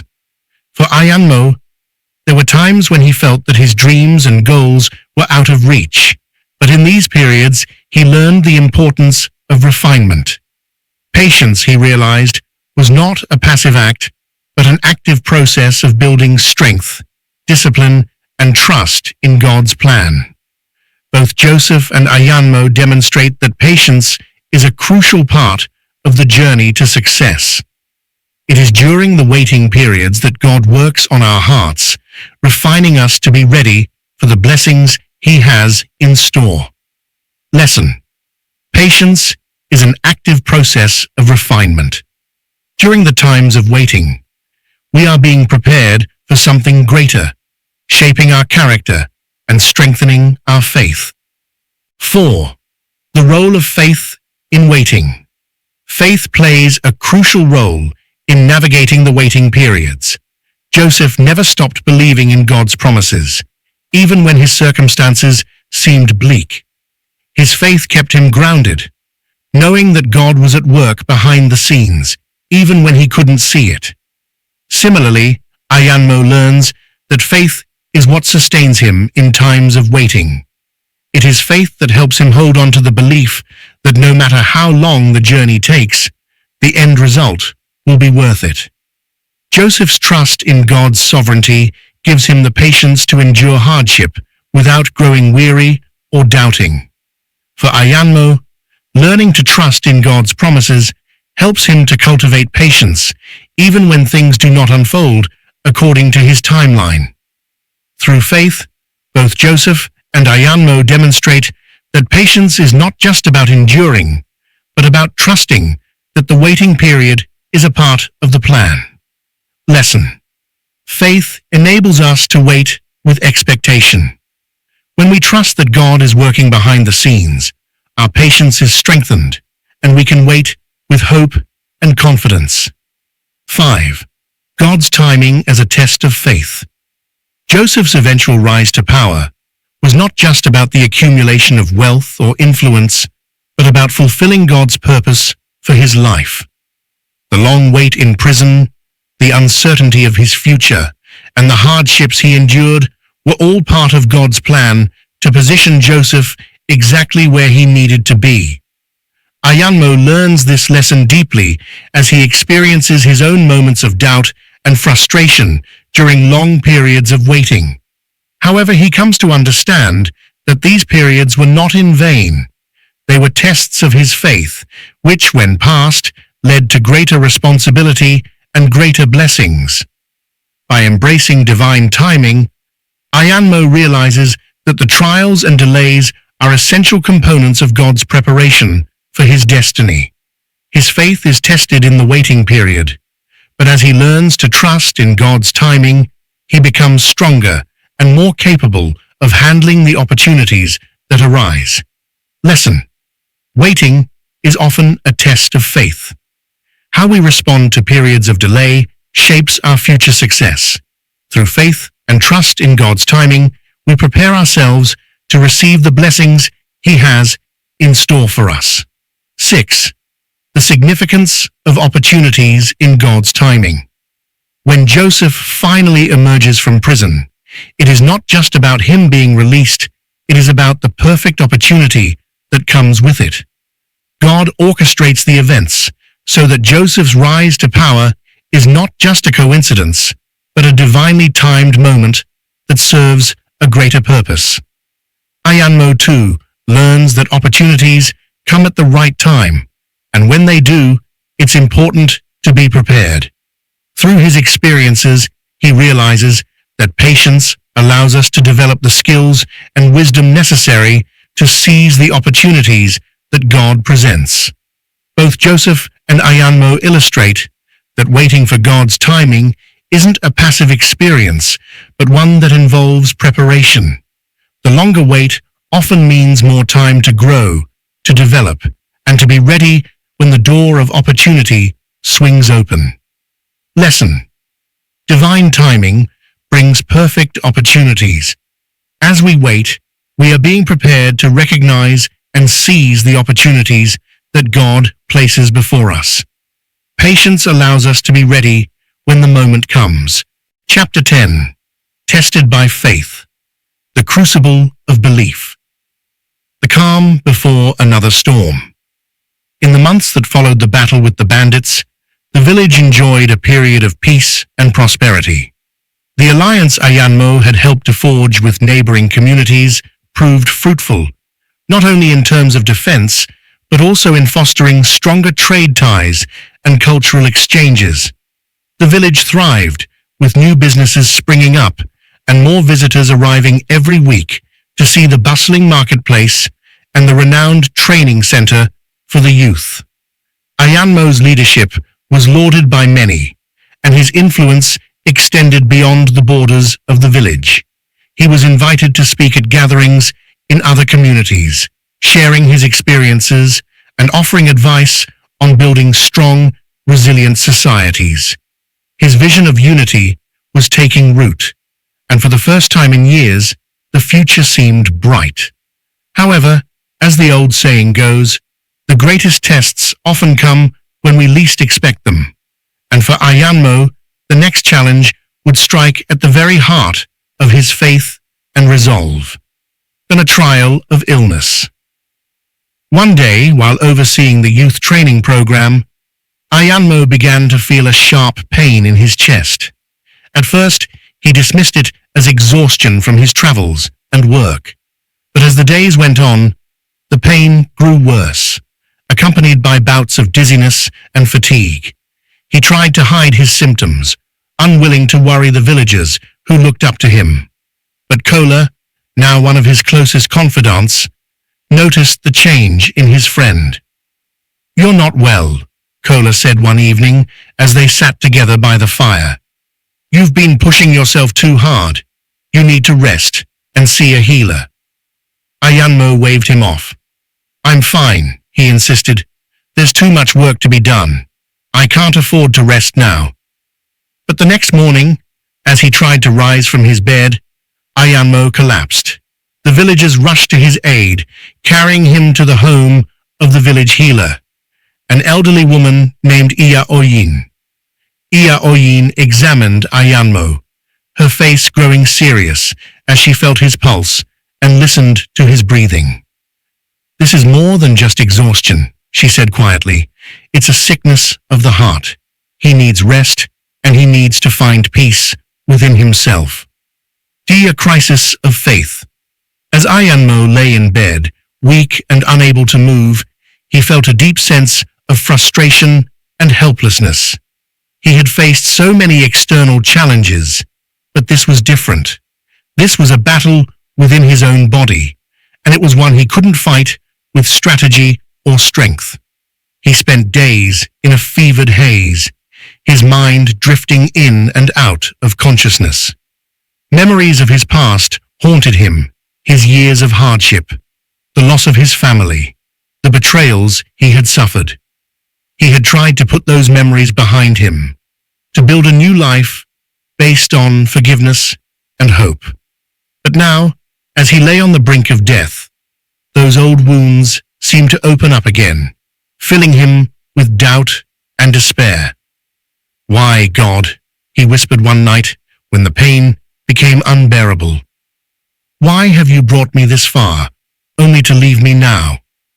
In his weakened state, Ayanmo began to question everything he had believed in. He had devoted himself to helping others, to building a better future for his people. But now he was bedridden, his body failing him. It felt like a cruel joke, a test he wasn't sure he could pass. You're the visitor who brings hope. One stormy night, as the rain pounded against the roof and lightning lit up the sky, Ayanmo heard a voice calling his name. He opened his eyes and saw a figure standing at the foot of his bed. It was an old man, dressed in a simple robe, his face lined with age, but his eyes bright with wisdom. "Who are you?" Ayanmo asked, his voice weak. The old man smiled gently. "I am but a traveler," he said. "I've come to see the man who has brought so much change to this land." Ayanmo frowned. "If you've come to see a great leader, you're wasting your time," he said bitterly. "I am nothing now. I can't even stand." The old man shook his head. "You are more than your strength, Ayanmo," he said softly. "You have guided your people with wisdom and compassion, but even the strongest leaders must face their own trials of faith." Tears welled up in Ayanmo's eyes. "I feel like I'm losing everything," he whispered. "My body is failing me, and I don't understand why. I've tried to live a good life, to make amends for my past, but it feels like it's all slipping away." The old man placed a hand on Ayanmo's shoulder. "You have carried many burdens, my son," he said. "You have fought for others, but now you must fight for yourself, not with weapons or words, but with faith. Do you believe that your journey has been in vain?" Ayanmo shook his head. "No," he said quietly. "I believe that everything I've done has mattered, but I don't know if I have the strength to continue." The old man smiled again. "Strength comes in many forms," he said. "Sometimes it is the strength to fight, and sometimes it is the strength to let go and trust. Your journey is not over, Ayanmo, but you must decide what you will do with the time you have left."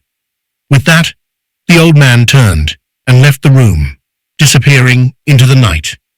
Ayanmo lay there, his mind racing. The encounter had shaken him, but it had also given him a sense of clarity. He realized that he had been trying to control everything, to carry the weight of the world on his shoulders. But now he needed to let go, to surrender his fears and doubts to a higher power, healing through faith and unity. In the days that followed, Ayanmo began to recover slowly. Iya Oyin's treatments, combined with rest and the care of the villagers, helped to strengthen his body. But it was the shift in his mindset that made the biggest difference. He prayed and meditated, finding peace in the quiet moments, reconnecting with his faith and the sense of purpose that had guided him all these years. As he regained his strength, Ayanmo reflected on the words of the old man. He realized that his true legacy wasn't just the buildings and programs he had helped to create, but the spirit of unity and resilience he had instilled in his people. He had given them the tools to thrive, and now it was their turn to carry the torch. When Ayanmo was finally able to leave his bed, he was greeted by the entire village. They had gathered to celebrate his recovery, bringing gifts of food and flowers, singing songs of joy and gratitude. Standing before them, Ayanmo felt a deep sense of humility and gratitude. He had been given a second chance, a chance to continue his journey, not just as a leader, but as a part of the community he had helped to build, charting the path forward. As the villagers celebrated, Ayanmo looked out at the faces of the people he had come to love. He knew that there would be more challenges ahead, more storms to weather. But he also knew that together they could face anything. With a heart full of faith and hope, Ayanmo stepped forward, ready to embrace whatever the future held.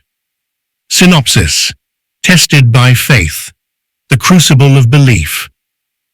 In a time of peace and prosperity following a hard-won battle with bandits, Ayanmo, the village leader, is celebrated for his wisdom and resilience. The alliance he forged with neighboring communities brings security and economic growth, and his influence spreads beyond the village.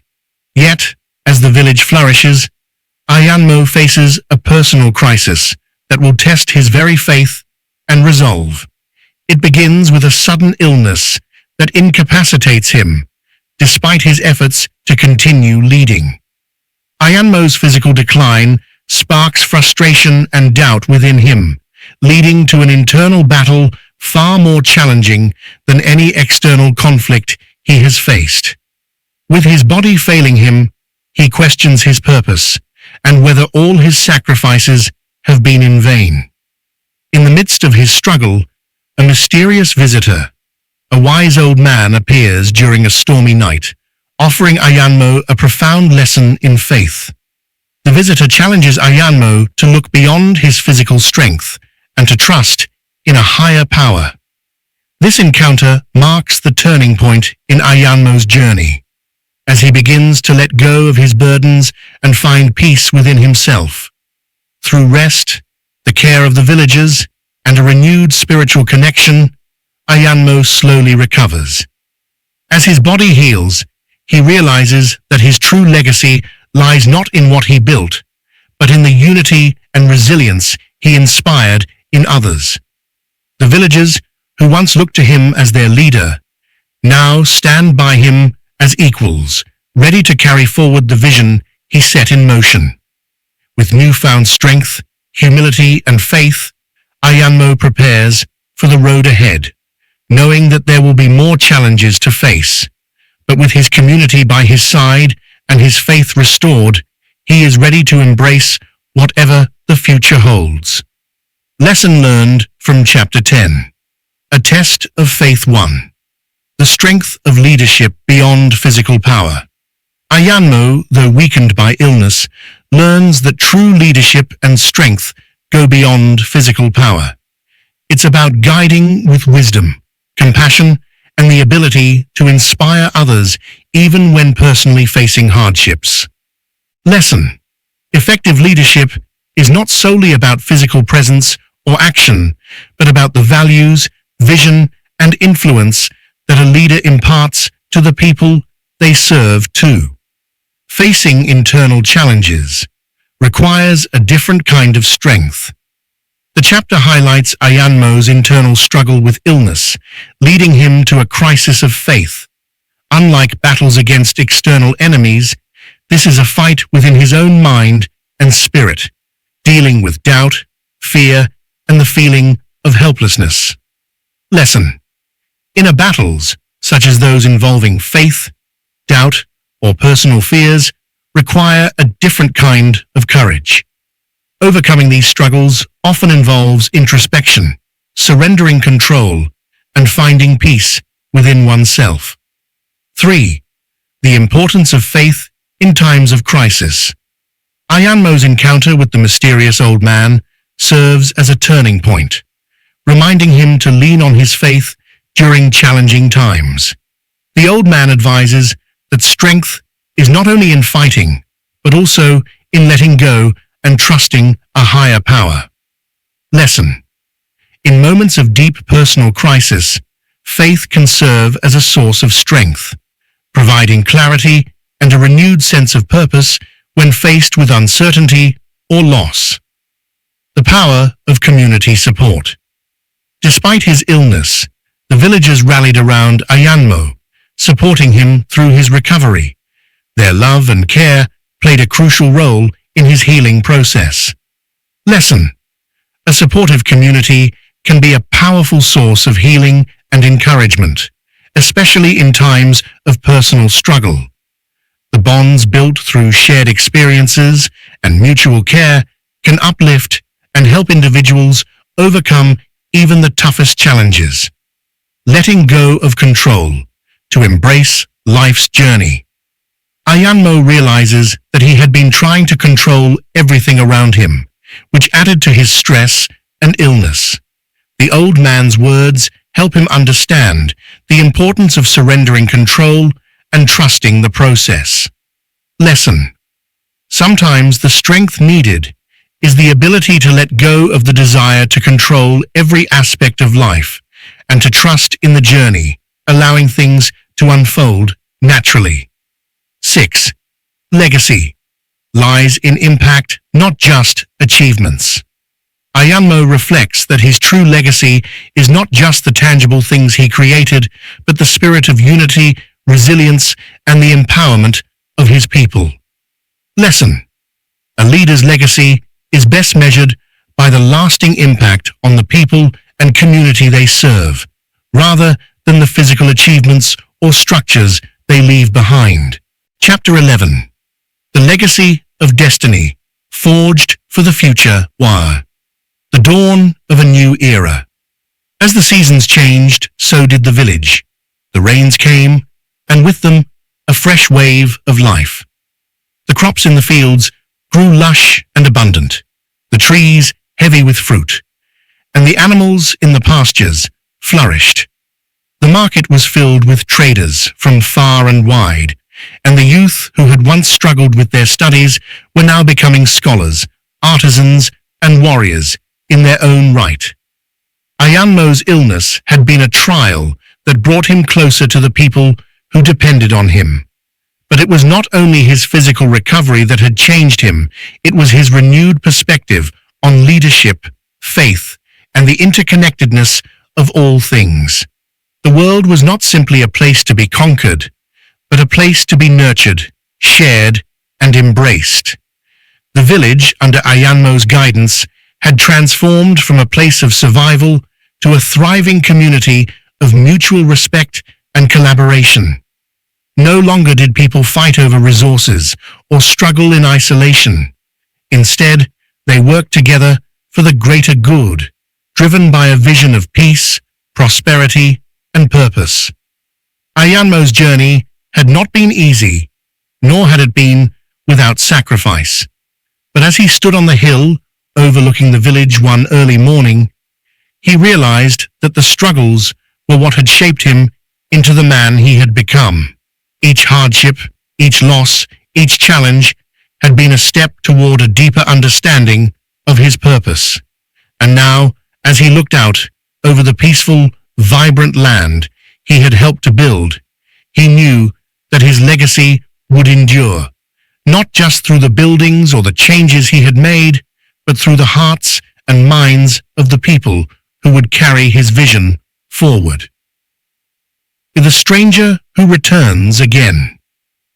One morning, several months after Ayanmo's recovery, a stranger arrived at the village.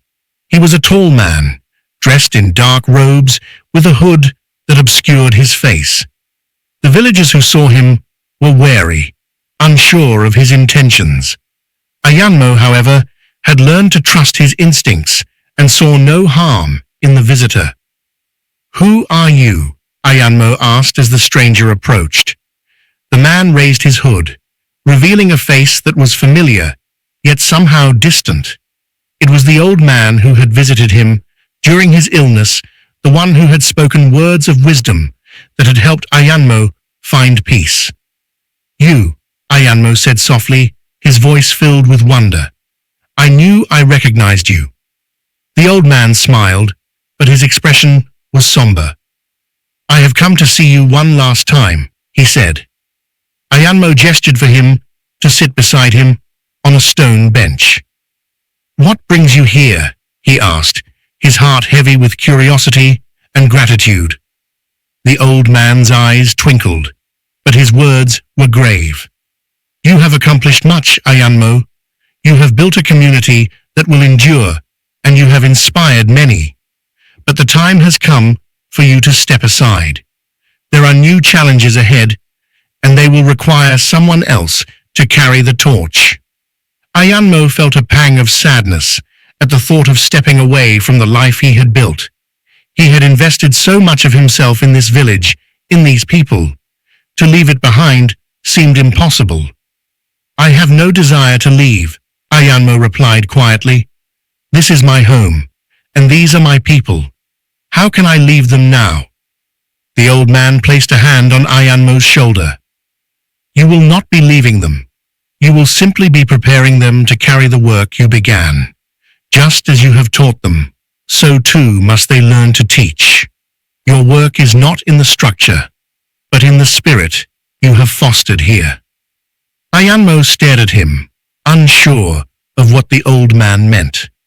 "But how can I just leave everything behind?" The old man smiled gently. "You will not be leaving it behind.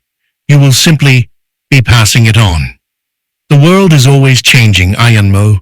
It is your time to step into a new role, one of reflection and guidance, rather than action." Ayanmo paused, letting the old man's words sink in. It was true. He had spent so many years building, fighting, and striving, but he had never stopped to think about what came next. What was the purpose of all his efforts if the people he had helped couldn't stand on their own, without him? See a legacy of unshakable unity. In the days that followed the old man's visit, Ayanmo began to step back from his leadership duties. It was not an easy transition, but he had come to understand that his role was not to dominate or control, but to serve and inspire. The people of the village were ready for the next phase of their journey, one that would not be dictated by a single leader, but one that would be shaped by the collective strength of the community. Ayanmo spent his remaining days teaching, sharing his wisdom, and guiding the next generation of leaders. He often walked through the village, watching the children play, the farmers till the soil, and the artisans craft their goods. It was clear to him now that his work had not been in vain. The village was more than just a place, it was a living, breathing entity, one that would continue to grow and evolve long after he was gone. When the time came for Ayanmo to leave the village, it was not with sadness or regret, but with peace. The people had embraced his teachings and had forged their own path. His legacy was not in the buildings he had constructed or the alliances he had made, but in the hearts of those who had been touched by his leadership and example. On his final day in the village, Ayanmo stood at the top of the hill where he had often come to reflect. The sun was setting, casting a golden light over the village below. He looked down at the place he had called home for so many years, and for the first time he felt a deep sense of contentment. The journey had been long, and it had been filled with hardship. But it had also been filled with love, friendship, and the knowledge that he had made a difference. The village was thriving, and his people were strong. That was all he had ever wanted. As he turned to leave, the old man appeared once more, standing at his side. "You have done well, Ayanmo," the old man said. "Now go and find the peace you have earned." Ayanmo smiled. "Thank you," he said quietly, "for everything." With that, he walked into the horizon, leaving behind a legacy that would never fade. Epilogue. The soul of the village years passed, and the village continued to flourish. The story of Ayanmo, the great leader who had built a community out of nothing, who had overcome every obstacle with faith, strength, and wisdom, became a legend that was passed down through the generations. His teachings lived on, not just in the stories told around the fire, but in the very fabric of the village itself. The people continued to honor his legacy by living in harmony, working together, and caring for one another. The village became a beacon of hope and a model for other communities to follow. And though Ayanmo was no longer there in body, his spirit lived on in the hearts of those who had been touched by his leadership. They knew that he had shown them the way not just through his actions, but through the example of his life. As the village continued to grow, so too did the memory of Ayanmo. And in the quiet moments, when the wind whispered through the trees and the stars shone brightly overhead, the people could still feel his presence, watching over them, guiding them, as he had always done. The end of one journey was just the beginning of another. Synopsis: The legacy of destiny, forged for the future the dawn of a new era. The village, once struggling, had blossomed under Ayanmo's leadership. As the seasons shifted, life flourished, crops grew bountiful, the market buzzed with traders, and the youth who once struggled now thrived as scholars, artisans, and warriors. Ayanmo's journey, marked by illness, had not only healed him physically, but had reshaped his understanding of leadership, faith, and the interconnectedness of all things. His vision for peace, prosperity, and collaboration transformed the village into a thriving community where resources were shared and unity prevailed. Ayanmo stood atop the hill, reflecting on the trials that had shaped him, knowing his legacy would endure in the hearts and minds of the people. The return of the stranger. Months after Ayanmo's recovery, a mysterious stranger arrived in the village, a familiar yet distant face. It was the old man who had once guided Ayanmo through his darkest hours. The old man, now somber, revealed that Ayanmo's work was complete. It was time for him to step aside and allow others to carry the torch of leadership. Ayanmo, reluctant to leave the community he had built, struggled with the idea of stepping down. The old man reassured him that it was not abandonment, but rather a chance for the community to grow beyond one leader, guided by the spirit of unity Ayanmo had nurtured. See a legacy of unity. Ayanmo began the difficult process of relinquishing his leadership role, understanding that true leadership lies in empowering others. He spent his remaining days sharing wisdom and guiding the next generation of leaders. The village, once his to shape, was now a living entity, strengthened by the collective effort of its people. Ayanmo's peace came not from the buildings he had erected, but from the enduring spirit of community he had fostered. On his final day, standing at the top of the hill, he felt content, knowing that his legacy would endure in the thriving village and the hearts of its people. Thus, epilogue. The heart of the village years passed, but Ayanmo's legacy lived on. The village continued to thrive, and his story became a legend. His teachings remained woven into the fabric of the community, one of unity, cooperation, and mutual care. Though Ayanmo was no longer physically present, his spirit continued to guide the people. The village became a symbol of hope, and his memory was honored by generations to come. His journey may have ended, but the legacy of his leadership rooted in love, faith, and service lived on forever, continuing to inspire the hearts of those who carried his vision into the future. The end of one journey marked the beginning of another, and Ayanmo's legacy would forever shape the future of the village. Lessons learned from Chapter 11. The legacy of Ayanmo 1. The power of legacy. Ayanmo's story teaches us that a true legacy is not in physical achievements, but in the lives we touch and the values we instill in others. The lasting impact of his leadership was felt in the spirit of unity, collaboration, and shared purpose that he nurtured within the community. 2. Embracing change. The chapter highlights the importance of recognizing when to step back and allow others to take charge. Ayanmo understood that for the village to continue thriving, new leaders needed to rise and bring fresh perspectives to face future challenges. 3. Leadership through service. Ayanmo learned that true leadership is about serving others rather than seeking power or control.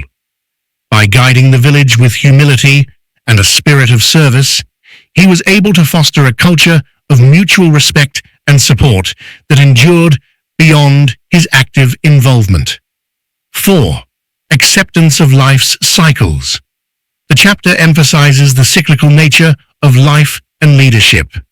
Ayanmo's journey shows that there is a time for action and a time for reflection.